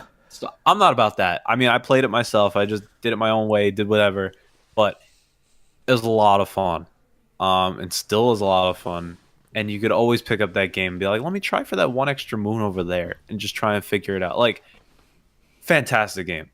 I don't know what else to really say that hasn't been said, whether it was just now or for like the 3 hours of the other podcast. So like I'm not gonna keep belaboring it, but Yeah. fantastic game. It is my number 2 of the year. If you don't have it, you should buy it. Especially if you own a Switch, you should buy it. Absolutely. So I mean for me, like I love competitive games, but this is a single player game that is nice to play. It is fun. So yeah. there you go. So because I think we have like very similar lists here for the last couple ones. Right. I'm gonna read my number 2. You say your number 1. Your number 1. I'll say my number 1, and then we'll just talk out these last couple games, right? Sure. So number 2 for me was Legend of Zelda: Breath of the Wild. Okay. What was your number 1? Breath of the Wild, number 1. And my number 1 was Animal Crossing Pocket World. I do not believe that. No, my number 1 was Super Mario Odyssey. There you go. So we both have 1 and 2 just swapped a little bit. So I'm asking you, why Breath of the Wild over Odyssey? Right. For me, I apparently always have the reputation of, and you've brought up many times, that I do not complete Zelda games. You do not. To be fair, I still have not beaten this game. But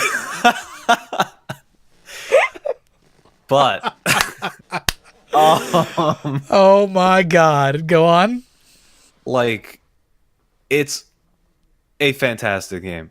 A lot of the problems I have sometimes with Zelda games, like really old ones or whatever, like especially like the Oracle of Seasons and Ages thing. For some reason, I don't know, those games don't make sense to me. Like I'll just forget where something is, and then I'm so confused. And then it gets troubling and frustrating where it's like I don't know what I'm doing. It's not making sense. But this game, you can do anything you want in any order you want. And that kind of freedom makes me really like this game so much more in the series of games in the franchise. And I've always liked the concept and just the way you can go about it, and the weapon durability thing and the food thing and even the environment affecting your health and the different outfits affecting things and the different enemies and the interactions. You could even own a house. Like, it's just so many things thrown in there. It's just so amazing to me. Mm-hmm. And I mean, I got it the day the system came out. Yep, as did I. And so that was the one game I really had aside from buying snipper clips like later that night or something or the next day. And I mean, the thing is, what really stopped me is the fact that I had finals. So like I'm like, I gotta kind of pass this stuff, so I gotta like put the game down. And then from there I got busy with the bar exam stuff. So it just was in a spiral where like I just couldn't pick it up again because I did not have time. And then by the time I was able to pick up stuff again, Splatoon 2 came out. Mm-hmm. So like, you know, you just get caught up in this, and then Odyssey came out. Then I had to beat Odyssey because wow, this is a great game. Like, you know, so Zelda's one of those on my list for 2018. It's like a catch-up year for me. Like 2018 is going to be, let me finish those great games from 2017. That's why I'm glad that Yoshi and Kirby are coming out, because I'm not going to buy them. I'm going to play these old ones that I already bought. So, you know, that's my way of thinking about it. But Breath of the Wild, it was just so enjoyable to me, and it was just different. Like, it was really different. I really liked it, and I don't know. There was so much hype about the game, and I was like, it's probably gonna be okay. It's just a Zelda game. Like, I'll like it, but eh. Well, But take us back to really E3. Take us back to E3 2016 when they dedicated the entire booth to just Zelda. Right. We had a podcast where we called the episode Nintendo doesn't know how to E3, and then literally Breath of the Wild blew our minds for a solid week of nonstop gameplay. If you think back, they never left the plateau. I know. That was all the plateau. They showed the shield surfing. They showed the cooking, the enemy, everything. Yeah, It blew us away. The amount of effort they put into that game, like, it's just so expansive too, and it just works well, and it feels great on the Pro Controller, and I just had a blast playing that game, and I don't know. It really caught me by surprise of how good it actually was. Like, sometimes you look at it, you watch the videos, and it's like, wow, it looks like a fun game. Then you play it yourself, and it's like, wow, that's a fun game. Like, it's really good. It's like, there's no way it can be that good. And like, no, it's that good. Right. And I think the biggest thing for me why I put it over Odyssey is just that Odyssey is more in the mold of games that I'm comfortable with and have beaten in the past and enjoyed. It still changed the formula, but it was still like a Mario game. It was still like the collecting the stuff. Like, despite it being more open world and wow, there's just like power moons all over the place. Like, I don't know. It felt like still I've played that before, just with a different gimmick to it, which was amazing. I get that. But I don't know. Breath of the Wild was completely different formula for regular Zelda games, and just that's what put me over the top, honestly. And it's a different feel. Like, Zelda's more of like a gloomier type game and supposed to be a stereotypically like harder Nintendo game. So I guess that's also why I like it more. Because in Odyssey, it was relatively very easy until you get to post-game content, and some of those puzzles were kind of tricky, or some of those boss fight sequences were kind of tricky. Breath of the Wild, I feel like, is always very challenging. Agreed. So I like it from that aspect. Okay. I think part of it, though, it's harder to then pick up because you have to be in that mindset. You got to be like ready. Odyssey, you could just mess around and walk around. It's like, haha. But like Zelda, you got to be like in the zone. It's like, all right, let's play this. You got to sit down, be kind of sharp, and be thinking about stuff. So I get it from there. Maybe it loses points there, but like, that's why it's my number one. Okay. There you go. So then I guess why is yours the other way around, Kenneth? I think it breaks down to what each game is fundamentally. So Breath of the Wild breaks the conventions of past Zelda games by every measure known to man. And it worked. It worked perfectly. It's a fantastic game. The DLC was good. Everything about like Zelda worked for some odd reason. Even things that shouldn't have worked. Weapon durability seems like a horrible idea. It made things more tense, and actually when you found good weapons, it was rewarding that you kept the weapons good and like that you had them with you. There was so much to do. You didn't have the typical like temples, but you had over 100 something shrines, which they were everywhere. You kept running into them. Like there was never a dull moment. And yes, you could go in any order you want. And it brought up those stories where like, yeah, I went north and did this and found this thing. And like, you went north, I went south and ran into her and did this. It's like, where'd you find that? People were trading stories of where to find monsters and what like that. And it did so much cool stuff. And Nintendo should be praised for every little bit of that. They did a great job. But they didn't do enough in terms of a Zelda game. Like, this had everything a Zelda game needed to be. Like, it had rupees, it had this, it had that. Everything was checked off there. They threw it into a completely different environment. And that environment's amazing. It's a fun game. I'm not saying I don't like the game. I love the game. But where it lacked most was the story. The story, to, Right, I can get that. the fact that they made it you could play in any order, they couldn't have any big events. There was no like, oh, here's Midna, and now Right. Midna's transformed. Like, they can't have a linear story because you can play any order. So what you get is you get these 4 champion characters, you meet them, you do their divine beast, you do that, and then you go fight Ganon. And then you don't really get any story unless you collect every single memory. And the final memory doesn't give you that much story. It's like, oh, that's a nice wrap up to define Link's character. And the entire game, looking for Zelda, you finally get Zelda at the very, very end, spoiler alert, and then the game ends. I don't want to say it's like, it's such a long build up for no payoff. Because it's not that. The entire game is the journey. You're not playing this game for a story. You're playing to explore. You're out there naked and afraid as Link. You're making clothes. You're meeting people. There are some great NPCs, great minigames. Like, there's so much good stuff out there, but the story was lacking. That's the one thing. And then I thought that the second DLC patch that came out would add more story to the game. This would be a story-based DLC.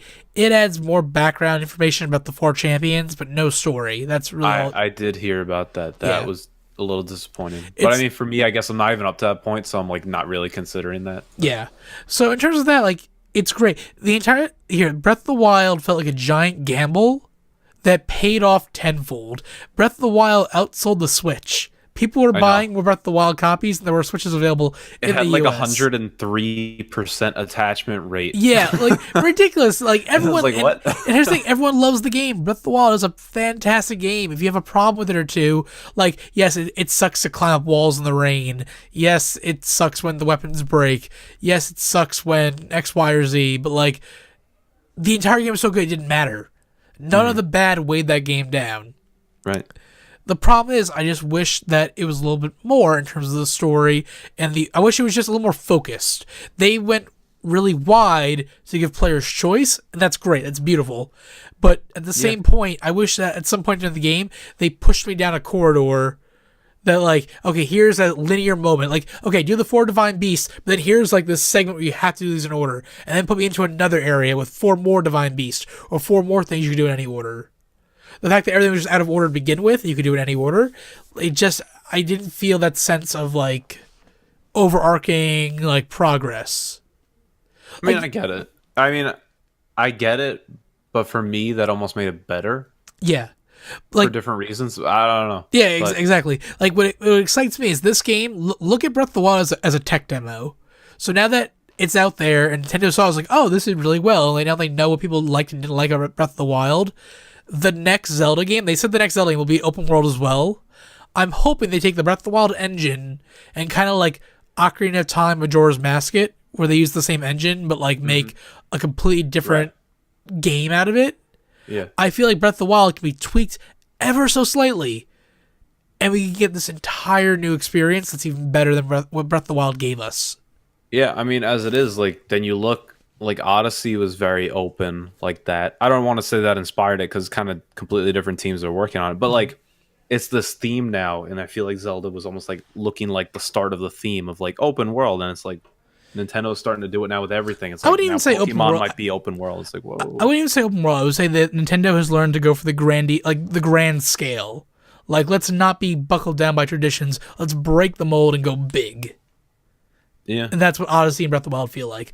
Now with Odyssey, I'm quoted as saying this game made me smile the entire time that I played it. And that's true. Like, yes, I was hyped for it and whatnot, but when you get to the actual game, there's so many references. There's so much joy in that game. Every little bit felt fun. And I compare it to this. Getting every Power Moon made me smile. Even when I couldn't find a Power Moon for a while, but eventually got it, it would have a clever title. It'd be a clever way of getting it. I'd be happy about it. In Breath of the Wild, with all of the shrines, or even, like, I don't want to say the Korok seeds because fuck those things, but like with the shrines, it became a labor to find them all. Where in Mario, I enjoyed finding all the Power Moons. Yeah, I mean, for me, I guess I felt kind of the same for both games. Like, well, same as in, like, same feeling, not same as you. Yeah. Like, I felt like sometimes it was just such a chore to even find some of these moons, and I was like, eh. But, I mean, I kind of felt that way with Breath of the Wild sometimes. I'm like, I don't know where this is. But I don't know, I felt pretty much similar fulfillment than when I completed. Like when I completed the shrine and it was difficult, I was like, all right, yeah, let's go. And then when I get the moon, I usually snap to the the sound of the thing. It's like da da da da da da, and it's like, it's cool. I don't know, like you get different fulfillment Again, from like both. we're comparing like apples and Granny Smith apples at this point. Also, nice synced snap, by the way. Oh, thank you. Like these are both amazing products, and they honestly both deserve. Like Cousin Thomas mentioned that the Game Awards did award Breath of the Wild as Game of the Year, Right. and I think that's because Breath of the Wild appeals to all audiences, like old and new, young and old. Well, Like in terms of all audiences, as in like all consoles, all genres of gamers, yes, like I could see that. In terms of Nintendo fans, Odyssey appeals more. absolutely. But And like yeah. like here's the thing, where Zelda tried to break the mold and was a completely different Zelda we've never seen before. Odyssey is what's the word? The epitome of what Mario is. Like in terms of everything about Mario, everything you love about Mario is in Mario Odyssey. There's so much fan service to the Mario franchise, whether it be costumes, the festival, like the 2D segments hidden out through the entire world. Very cool. Everything about it is like a celebration of Mario. It's like, here's everything that's Mario. We're gonna celebrate it and make it great. Breath of the Wild. Here's everything you know about Zelda. Throw it out the window. Here's a brand new game.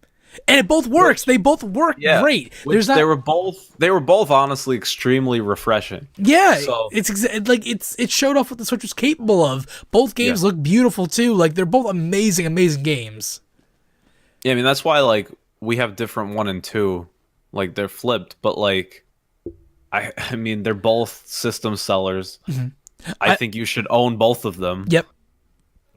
So I can't really talk bad about either one. You always have a little bit of a gripe somewhere with any game, but like, Yeah, I think what it really boils down to is with you saying that you've never really liked a Zelda game because of these conventions, and this is the first Zelda game to break those conventions. That's a big thing for you. With me, I love all Zelda games. This one lacked the story, so I like it a little bit less which is what made you love those Zelda games. So exactly. So that's I get it. And then it goes to the bigger point of comparing like you loving the story to games and me not really caring that much, caring about all the other stuff. Exactly.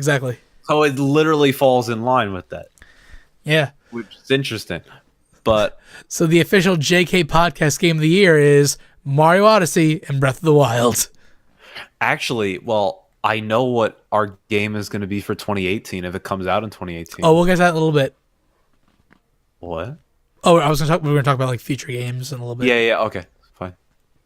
Anyway, yeah. Anything else you want to say? That's our again, we're split on, but like we can agree that these two games, it's said that it's the two like giant flagships that Nintendo put up, but we are Nintendo fans, and both these games they're revolutionary.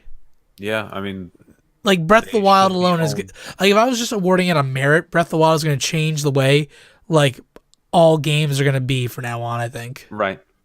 It's going to be huge. Yeah. They're both fantastic games. That's all I could say. And I don't know. There were a lot of good games this year. Yeah. Just in general, great time for gaming. Any other honorable mentions you want to bring up? But where's the Knack 2 nomination? I did not play Knack 2 yet. I have Knack 1. I will maybe play Knack 2. You know, it's funny. I used that as a joke the other night. I don't remember what Knack 2 is the greatest game ever made. I'm aware. I have not played it yet. Again, these are only games that we played, so I have not played Knack 2 yet, so it couldn't be on my list. I played the first Knack when PS4 first came out. I played it as like a demo game. And I was like, this is not a system seller. It's not. They tried, but interesting. But let's see, in terms of like backup games, honorable mention games. I mean, I'd say a really cool indie game to check out for the Switch is still the what is it? The Graceful Explosion Machine game. Yep. Oh, I didn't. Very kind of small game, but really honestly enjoyable. If you're looking for something in the eShop, I think it's a really cool game. Mm-hmm. Nice little shooter with a little plane with only little 4 weapons with an energy bar. It's cool. Honestly, it's a very cool game. I'm looking at my list here. I had Kingdom Hearts 2.8 on here, which is like the lead into Kingdom Hearts 3. But it's essentially just a demo, really, so I didn't really feel like that was Game of the Year material. Right. Bendy and the Ink Machine is a indie horror game that is coming out in chapters. Not done yet, but the art style is amazing. It's done like an old cartoon, kind of like Cuphead inspired, I think. Yeah. Ukulele, not great, but I played it. Right. It's there. We didn't mention ARMS at all. ARMS came and went, and they've already announced they're done with the development, like in terms of further support. So. Well, they just came out with a gigantic patch. That's the last patch. Oh. Yeah. Well, I don't know. I mean, I actually did play it. I played it once at a friend's place. It's not a bad game, just didn't grab me. No, it was kind of a bad game. You think? I did not enjoy it. I thought it was fun. Like when I like, was standing up and playing with like both Joy-Cons, I was having fun with it. I mean, I also just played with a Pro Controller, but like... Oh, there you go. Yeah, but that's the true way to competitively play. But I don't know. Like, it didn't grab me. I'd rather play like Smash Bros. Like, oh yeah. Like if I was gonna play a fighting game, like it just didn't do anything for me. I was like, whatever. Even though it was funny because I was on my friend's account and he didn't play ranked before. He hardly even played the game because he's like, eh. But I totally went into ranked and just went into a match as my first time, never even playing this game before. And I was just like, well, and then I actually won the match. Oh I was like, but I don't know, man. Like, it's not that good for all the hype and the Mr. whatever his name is that's always wearing the yellow black hoodie. Like, yeah. They tried. People respect that. Some people love it, I guess. It still has a good following, and they did a lot of like DLC characters and stages. So like, we are just not the following. Yeah, 1-2 Switch that should have been included with the Switch. Well, 1-2 Switch, I do admit, was a better game than I thought. Yes, I agree. But I don't think it's anywhere close to like top 10 game of the year. Yeah, nowhere close. It might be a fun little party game a couple times, but then there's only so many things that are in the game, so then it almost becomes like, like you're done. It's a toss away, yeah. It's like you played the milking thing a few times, you played the quick draw thing a few times. It's like I'm not gonna play it over and over and over and study and be like, the second I hear this little tinge in his voice, that there we go, like draw. I don't care enough about that game, like in terms of like packaged in games, which it should have been, like Nintendo Land I thought was a great game. Oh, Nintendo that Land was a great packaged in game. Wii Sports was fantastic. Like 1-2 Switch doesn't compare to those two. Yeah. So it was better than I thought, but still overall disappointing. Mm-hmm. But it was kind of a cool little tech demo. But that's all. I don't know. I also had The End Is Nigh on here. Great game. Just when I thought I beat it, like it got like 1,000 times harder, and it gets harder too when like you get to like this ultra hard world and they start limiting the lives you have. So the entire game you have unlimited lives, and then when you get to this ultra hard world, they start limiting how many tries you get, and like it's the most infuriating thing ever. And it kind of deterred me from beating it. Like I don't want to go through the heartache of losing. But now I got it for Switch now, so let's see if I keep doing it. And to respond to Cousin Thomas really fast, yes, I thought the first time I played it, I thought it was fun because I had no hopes for it, and I was like, sure, what the heck, I'll play it, and it was fun. And you didn't pay for it. Well, that too, but like no, but it was a fun game. I genuinely had fun with the game. It's just that one fun experience doesn't mean it's a top game of the year. Yeah, but I enjoyed it for what it was. So yeah, I mean. And always those games like that, sure, it's great when you play with a group. It's when you play with friends and whatever. Like it is fun, generally. You could almost take a terrible game, which we've done many times in the past, absolutely terrible game, just play with friends, and it's like, I had a fun time with that. So, part of it you get clouded with that, but it was good for what it was. So I admit it. I had some good experiences with it, but yeah, it's not a game I'd always go back to and be like, we should play this. Like, let's break it out. Like maybe every now and again, maybe, but that's it. Destiny 2 for PS4. I was boycotting Destiny 2. Like, I was not going to buy it. It looked horrible, blah, blah. But then my brother got Destiny 2 the night of. I watched him play, like, the first level. Like, oh, crap, this looks really good.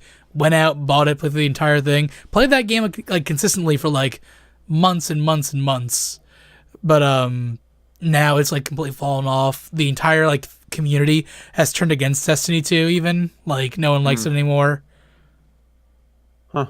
Yeah, but yeah, again, it was great for like the first like month it was out, and then it just fell off, which is what happened with Destiny 1 too. So I'm mad that they got me again. Right. But like with Destiny 1, I didn't enjoy the time I played at all. Destiny 2, I enjoyed everything up until when I stopped playing it and have no desire to go back now.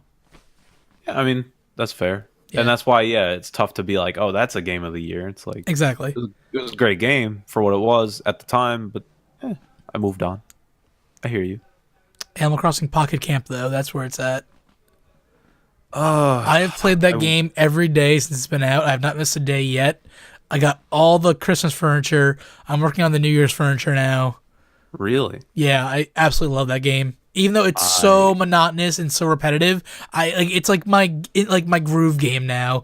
I take it out, I go do some errands, put it away. Like, I love it. It's exactly what I wanted.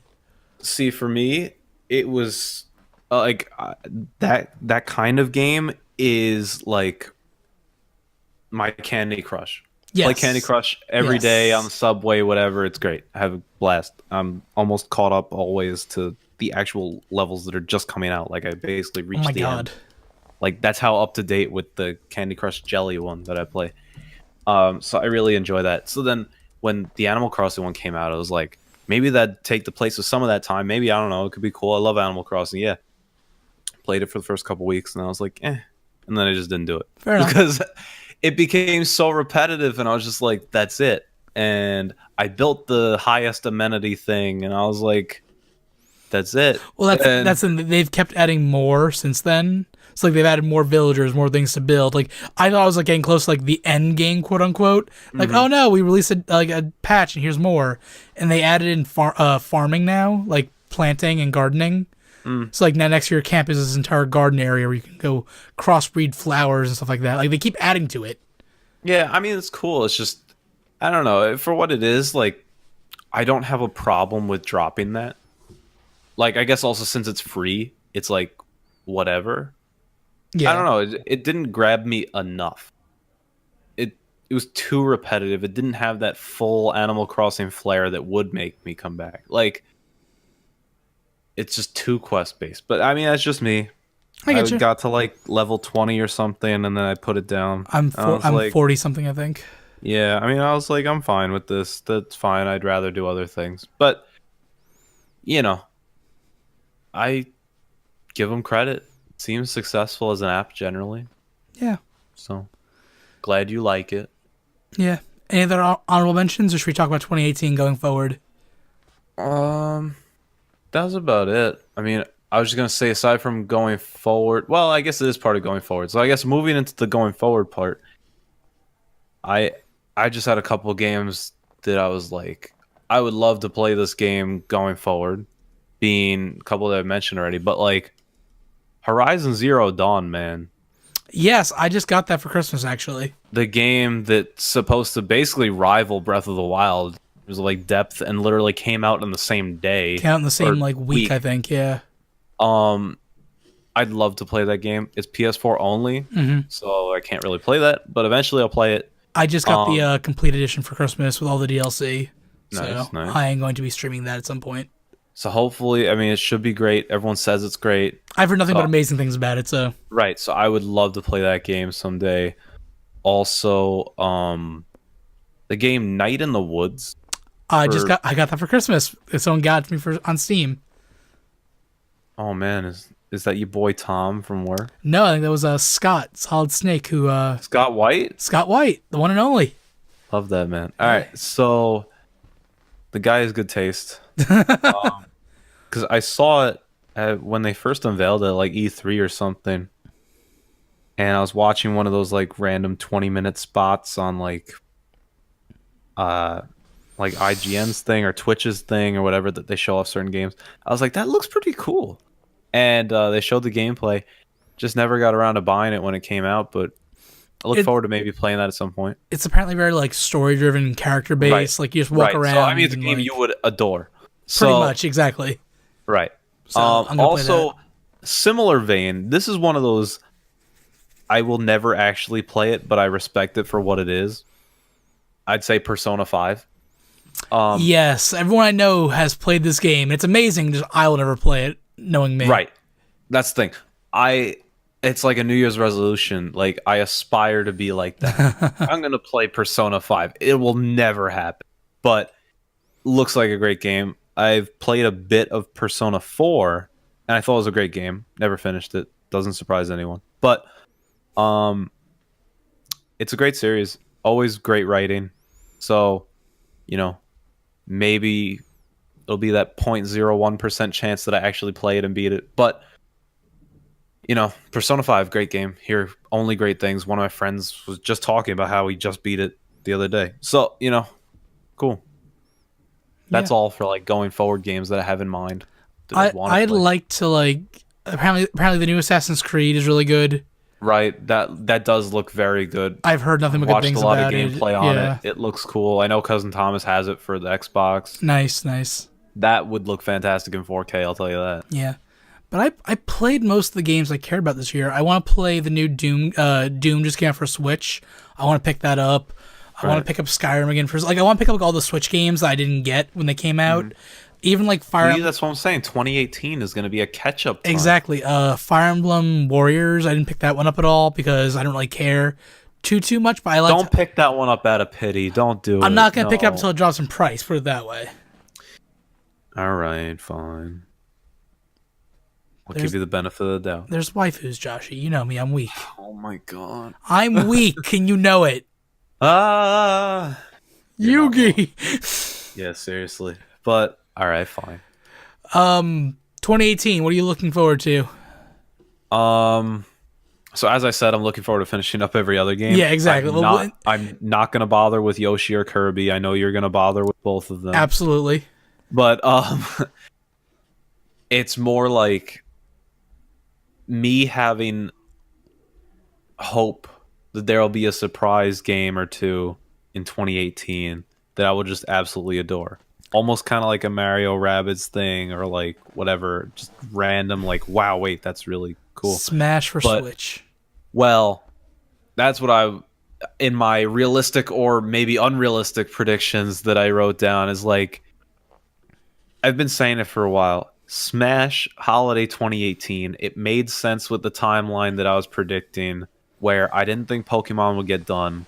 Metroid, God no. So I figured Pokemon and Metroid would be 2019, and that can already make 2019. Those two games in 2019, you don't even have to make another Switch game. But in 2018, it was like Yoshi, Kirby. It's like, okay. But then, like, Holiday 2018, put Smash on there like they did with Mario Kart. Sell like hotcakes. Yeah. And then what I thought would be really cool, which I heard, so I can't completely steal it, except they said Joy-Cons, but I heard a thing saying that they were saying like a GameCube style Joy-Con stuff would come out with it. That'd be really cool. Like if you took a GameCube controller, cut in half, and put like the Joy-Con sort of, yeah, bits on it. But I can't see that working. So well, the Switch uses the GameCube adapter. Well, right, but so why would you need anything else besides the GameCube controller? Right. But I think it would be cool if you have, and they'd sell a lot. I don't. Oh, it would sell a lot. They made just a Pro Controller game, like they made a.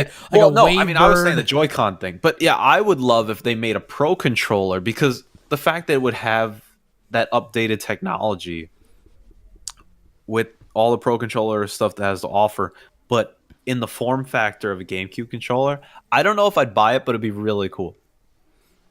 So maybe they'll do something like that. I mean, at least we'll know, more or less confirmed, that like we can already use GameCube controllers with this game whenever it comes out. So yeah. I don't really have to buy any other controllers. But there's supposed to be a big January Direct for Nintendo, so right. I think that everyone wonders if that's gonna hint at it for later this year or maybe even late summer. I don't really know. hope it does, Because again, like they have a lot coming out. Like we have like Bayonetta 1 and 2 coming out in February for the Switch. Right. We have the Kirby game. We have the Yoshi game. Still no like exact dates or anything like on that. Metroid is not going to be for a while. We have not heard a thing about Animal Crossing. We've not heard a thing about Smash. Bayonetta 3 looks also like a 2019 thing now. 2019, yeah, 2019 for that as well. Which also is maybe why they could make Pokemon into a 2018 if they put that out, thinking a lot of people will buy that. Like, if they put out Animal Crossing and Pokemon this year, that I'm good. I don't think there's any way. To do both? Because like, when would Animal Crossing come out? It'd have to be early. Summer. Maybe? I don't know. Maybe. I think less for Animal Crossing because I think they put out Pocket Camp to like, hey, do you guys still care about this thing at all? And they're like, oh, they do? Oh, let's start working on something. Exactly. So I feel like, but at the same time, I feel like Pokemon coming out in 2018, I don't want to say it's too early. Well, I think it is early, but at the same time, then there are those things saying, oh, well, translation already was done for the one thing. And, in China and stuff like that. And there was that whole thing released, that statement of like, we love the hype we got for Pokemon in 2017. Just wait for all the hype in 2018. Then it's like, wait a second. So it's like, does that mean you're going to hype up the Switch version in 2018 for 2019? Or is it literally coming out in 2018? Like, yeah, I don't know. So it's not going to release before like November. But does it come out in November or December? I would say November, right before Black Friday. I mean, it'd be great. And as it is, also on a sad note, we did not even mention Xenoblade 2. Oh, you're right. I haven't played it yet, but I hear it's amazing. Tom from work is playing it nonstop. He cannot stop raving about it. I'm gonna get it. I'm gonna pick it up soon. I just didn't get it for Christmas or anything. But I hear it's a great game. I hear it's everything you'd want from a Xenoblade game. It's like a living anime.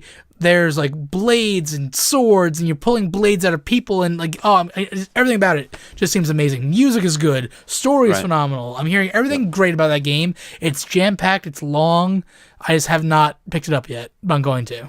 Yeah. So I mean, there's a lot of good games with all different release dates and all almost seemingly overlapping each other, but like, I'm okay with it. I don't know. So whatever they decide to do, I'll be fine. But like, it's nice to see too just how many of these games are Nintendo like in their court.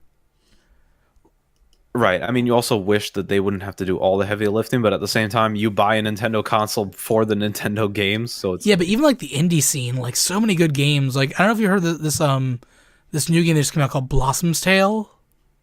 Oh, it's literally Zelda. Zelda, but like it was on Steam and did poorly, and it's blowing up on Switch. Because that is the fan base that would appreciate that type of game. That and the indie market on Switch is better than the indie market on Steam, where Steam is flooded with horrible shit, and the Switch is still fresh and good, and the Steam is also flooded with like super AAA titles that are available on other consoles. Like, so it's a give and take. A lot of those indie games can get buried easily under all those super popular games. True, but I think that you and me, we play more Nintendo and more indie than any form of AAA title. Right. I don't know. I mean, it depends. Like looking at my top 10 here, we have Nintendo, indie, AAA, indie, Nintendo, AAA. I mean, we're also biased. Well, we are very biased, but so you can't base. But there's a reason why we're like. That's the reason why we're biased because they're good games. They're great games. Yeah. Freaking don't sell me. What was a bad game this year? What was a bad game that came out? Arms. Wow. Yeah. Let me go to the list. Honestly, the Birds and Beans looks like a better game than Arms. Wow. Tom Clancy's Ghost Recon Wildlands. Who played that shit? Enough. Just keep making more. I guess. Who played? I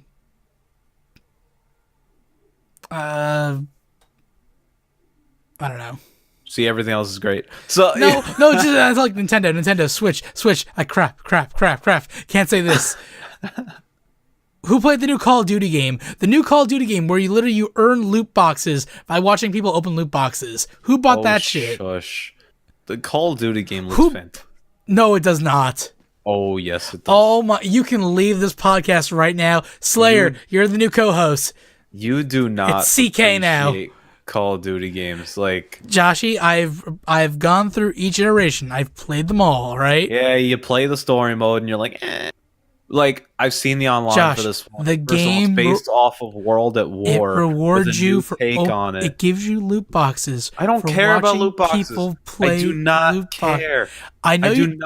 Care. I know you don't care, but that's all they care about. I don't care. I watched the gameplay. I watched the online. Star Wars Battlefront 2. Nice. No. Call of Duty looked nice. Boo. Battlefront looks nice, but they had that whole thing and the most downvoted Reddit post and like all history. Yep, because loot boxes are the cancer of the gaming industry. If we don't, I'm the problem. I spent hundreds of dollars. I did spend hundreds of dollars on a game that I liked for cosmetic only.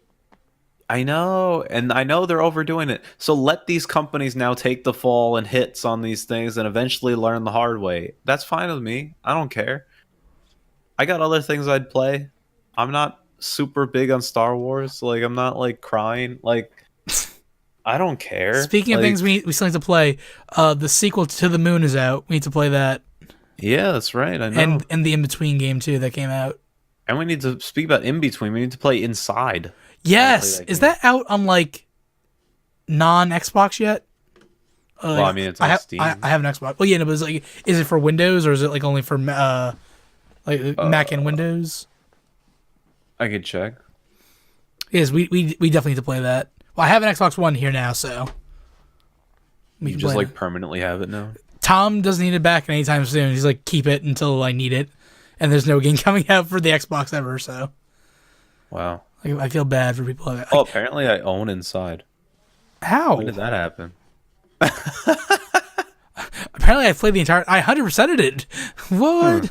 Got all the achievements and trading cards? I crafted the badge, too. Oh, God. What was I looking for? Oh, Is it for... I'll look it up. Why did I think it would be easy to... It's only for Windows-based computers, so we'll play on the Xbox One if we ever play it. Oh man, I'm excited to play that because I stayed away from that completely because I wanted to wait. You literally didn't even play it? No, I've never played. I don't own it. You're waiting for me to play it? Yes. Nice. That's why I haven't played the To the Moon thing either. Those are games I need to experience with you just because of the relation we have to it. Yeah, I hear you. Like, it's important to me. Man. Oh man. All right. Yeah. See, all these things to do in 2018, man. I know. How are you still gonna buy Yoshi and Kirby and have time to play it? Like, just going through, like, so I'm on like the 2018 article on Wikipedia. That's dangerous articles, sir. It is, but the big games they have listed on top here: Ace Combat, Crackdown, Darksiders, Dragon Ball, Dragon Quest, Far Cry, Fire Emblem, God of War, Kingdom Hearts, Kirby, Mega Man, Metro, Monster Hunter, Ni no Kuni, Pillars of Eternity, Red Dead, Shenmue, State of Decay, Bard's Tale, The Crew, Tropico, Yakuza, and Yoshi. Ooh. Those are some big titles. Monster Hunter World comes out end of January. I don't care about that. What was the one you said before that? Or like 2 before that. Mega Man? Yeah. Yeah, Mega Man. We didn't even talk again. That's episode. Exciting. This episode is just like our Game of the Year stuff. We're gonna do a proper episode in 2018, but Mega Man 11 was announced. I might be interested. I am very interested in it. I love Mega Man, and Mighty Number 9 was a piece of garbage. The only Mega Man games I've played are those RPG ones that were for the Game Boy Advance. Oh, the Battle Network ones? I love those. Speaking of those, Scott White is streaming those every morning the last week or so. Holy moly. I've been watching him play them. Yo, those are fantastic games. They look a little repetitive, but the battle. Oh, I don't care. You put in those chip things into your thing, and you got the grid layout. Yep. Yo, give me a piece. The battle grid looks solid. I'll give you that. I've never actually really played an actual Mega Man game before. So I've played all the Mega Man games. Here's the thing: I've played all the normal Mega Man games. I haven't played Mega Man X, and then I played Mega Man X the other night on stream on the SNES Classic.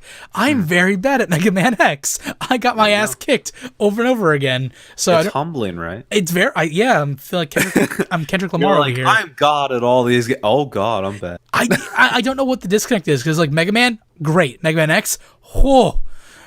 Don't know why I was doing so bad. So I hear you. Sometimes you just play that one game and it's like, wow, okay. I need to find a new I'm gonna hobby. be doing a Mega Man like 1 through 10 up until the 11 release when That'd that be comes cool. out. Because they also announced I would actually consider that one. They announced the entire 1 through 10 and all the X games coming to Switch as like collection packages. Right. That's why I'm like, maybe this is a decent time to try. If you don't own a Switch, what is wrong with you people? It's the best console to own like ever right now.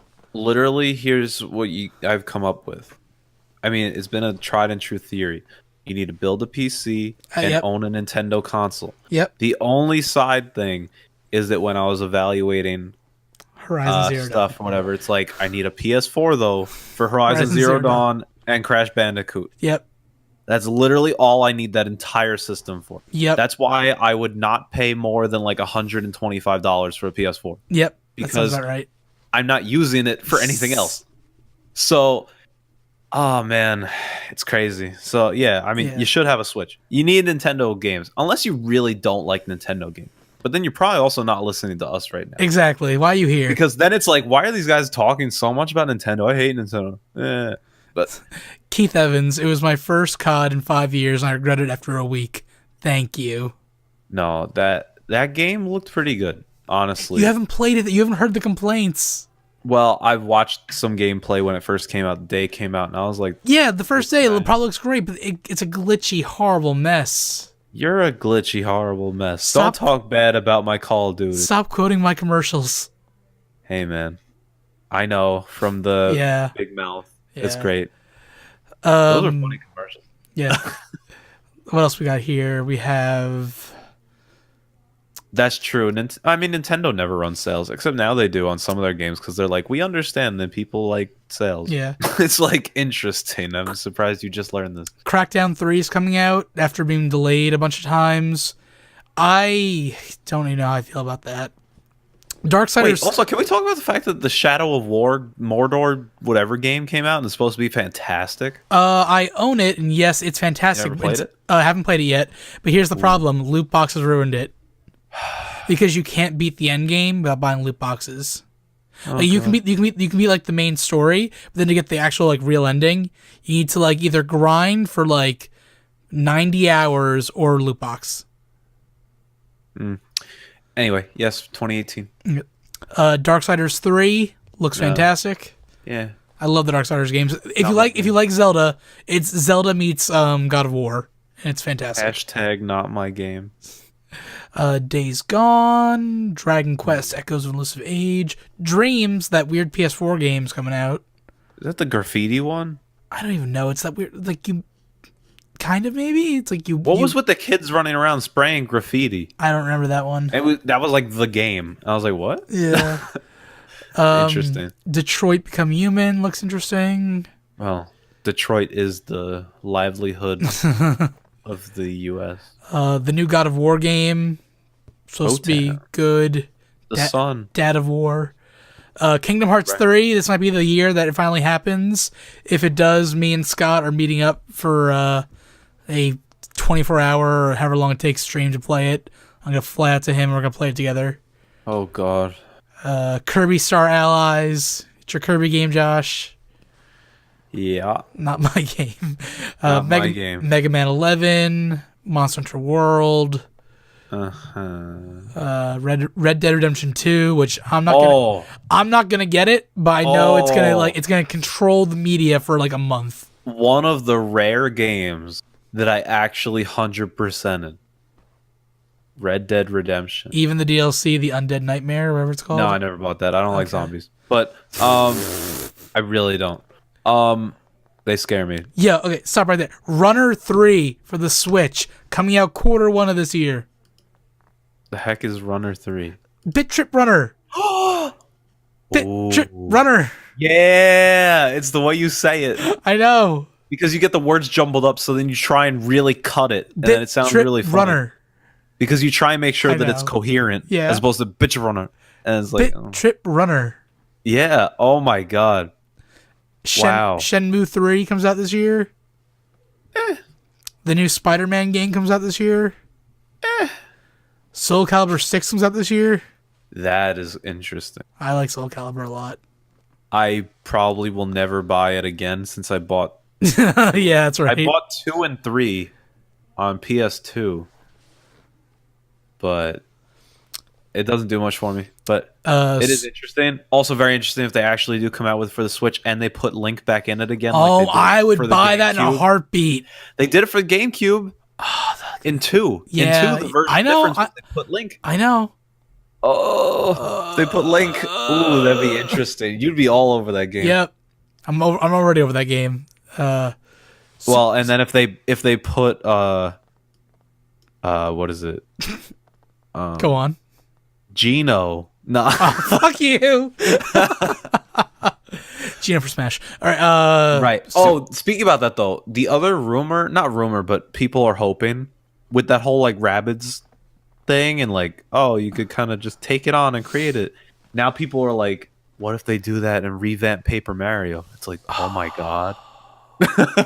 Though to be fair, I don't think that's then coming out in 2018. But if like, they fix Paper Mario, I'll be so happy. If they give it to the same crying guy and he creates Paper Mario like it should have been, the same crying guy. Year Door. Like he calls it Century Year Door. I will buy that thing. Oh my god. Century Year Door. I want a hat like Trump's hat that just says "Make Paper Mario Great Again." Oh my. Wait, that's that's actually a good idea. Actually do that. I think I'm gonna do that. You know how the trend is where people are now saying, "I got merch." They don't even say like a shop or like merchandise. Yo, I got like, merch. It sounds like so provocative, and I don't like it. But you should actually come out with that hat and have a little online store link, and it's literally just the hat and maybe a shirt that says like. Not my Paper Mario. Right. Or just some general shirt that you come up with. Instead of like I'm with her, it's like I'm with Kind King. Right. Actually, it was really funny. There was one of the streamers that I watched sometime. Like, I have, what is it? I have her Snapchat thing. 'Cause it was like, oh, it's like you guys should check me out on here. It's pretty funny. Yeah. And I'm like, okay, I feel like that's kind of troll because she's very troll in like her streams. I'm like, maybe this will be entertaining. So I look at it sometimes, and apparently she did like a Secret Santa thing, and with like her friends or something, and all of her friends trolled her as to where they kept giving all each other stuff with her face just blown up on it. Like someone literally got a shirt with the entire front just zoomed in on her face, like a really funny looking face. Oh, that's great. Like, so if you have any of that stuff too, oh man, it'll sell. But wow, oh man, yeah, hashtag, oh, not even hashtag, just literally the make the Paper Mario great again. You should really do that. I'm really gonna do it. I'm gonna look at hat things since we're done here recording. Oh, that's funny. I like that. Okay. Anyway. We have an untitled we have a Switch Ace Attorney coming this year, a Switch Fire Emblem, a Switch Yoshi game, like so many Switch games. See, the problem is if you're in the profession, I don't know. I wouldn't really like buying an Ace Attorney, but Phoenix, right? Those games are great though. If you're in the profession. I played one of them, I got stuck and I gave up. It was like the first case, too. It's like, what the heck is this? What do they want me to do? And I'm like, I can't deal with this. And then ironically, I go to law school later. But like...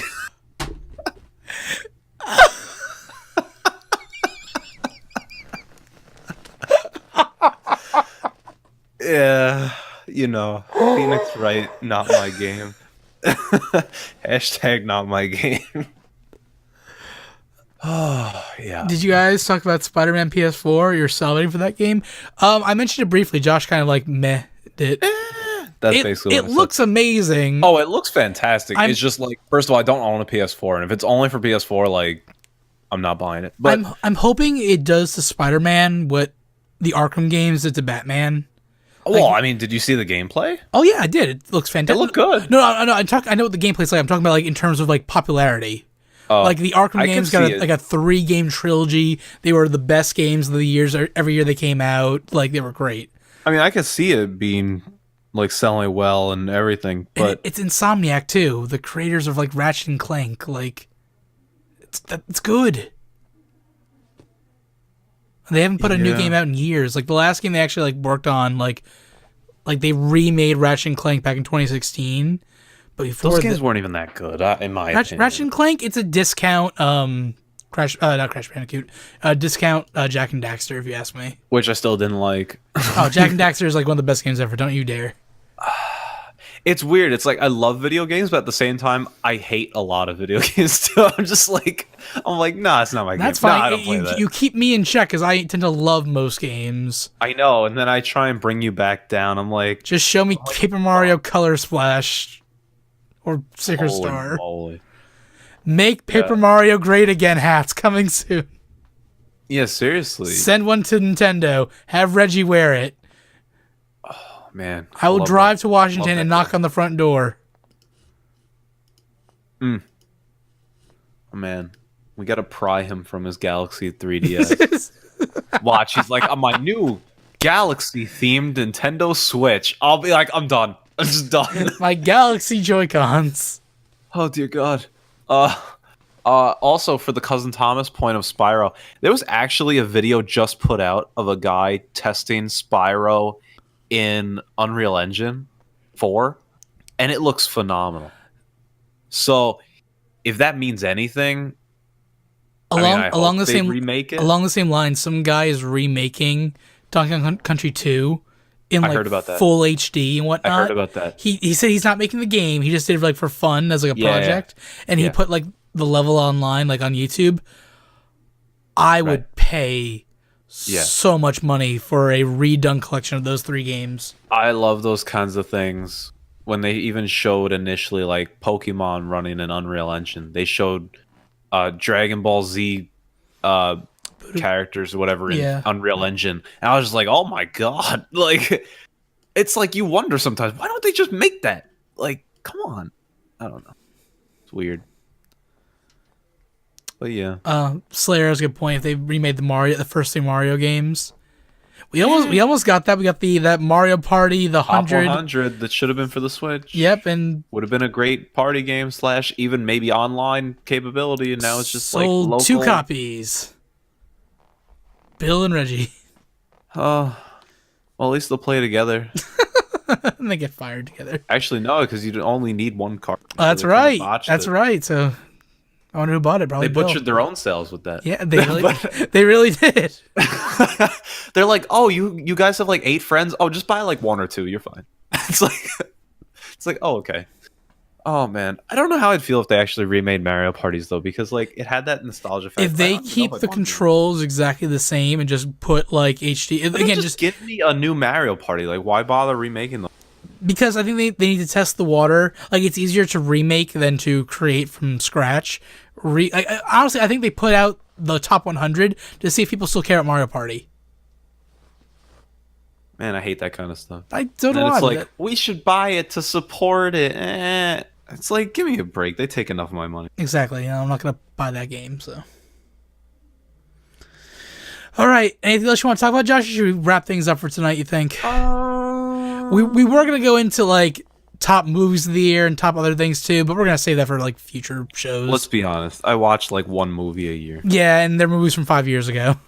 Also, Moana's on Netflix. Yo, get on. And I haven't watched it yet.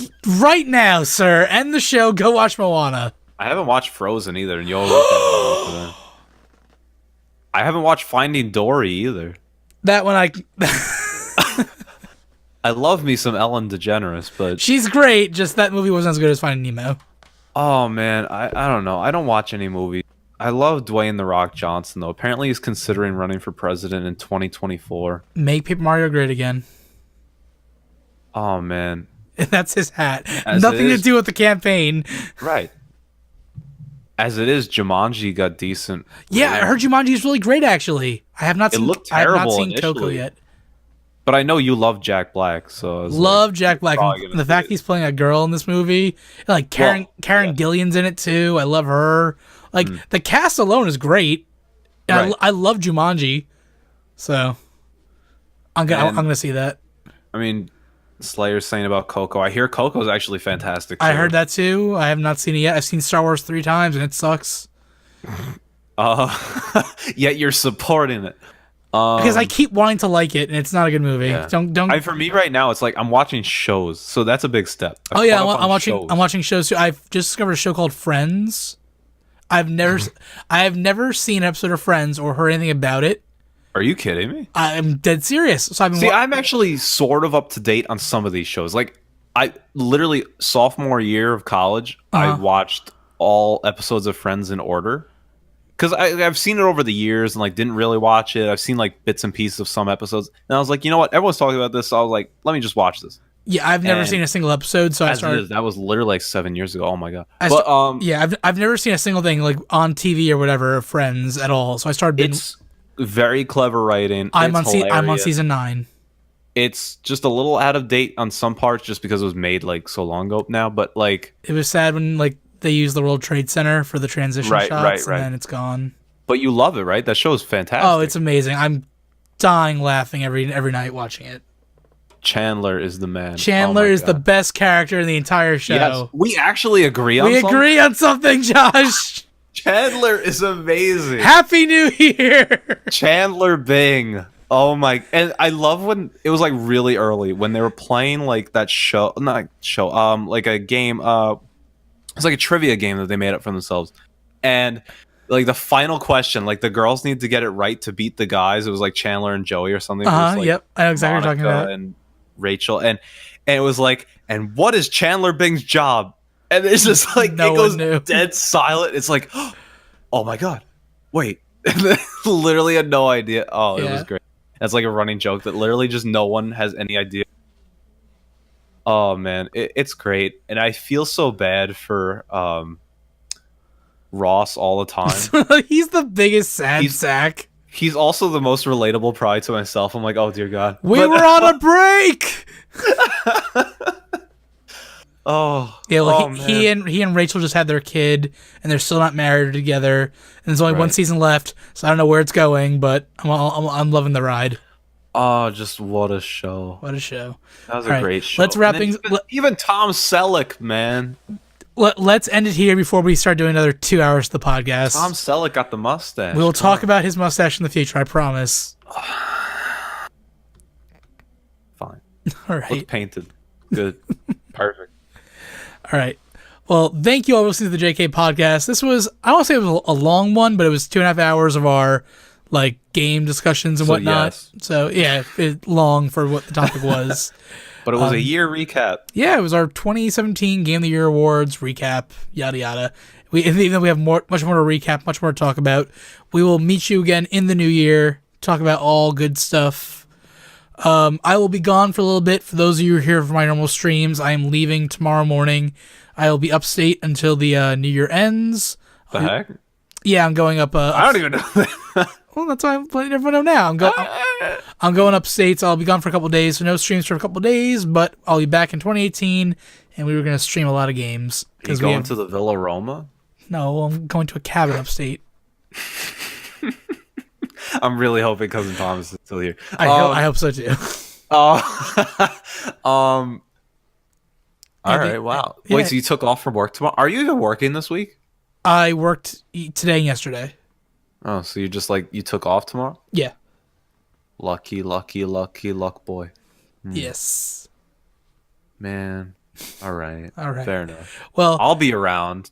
So if anyone wants to contact me and podcast or interview because I'm I can very give you interesting- access to my stream if you want to entertain people.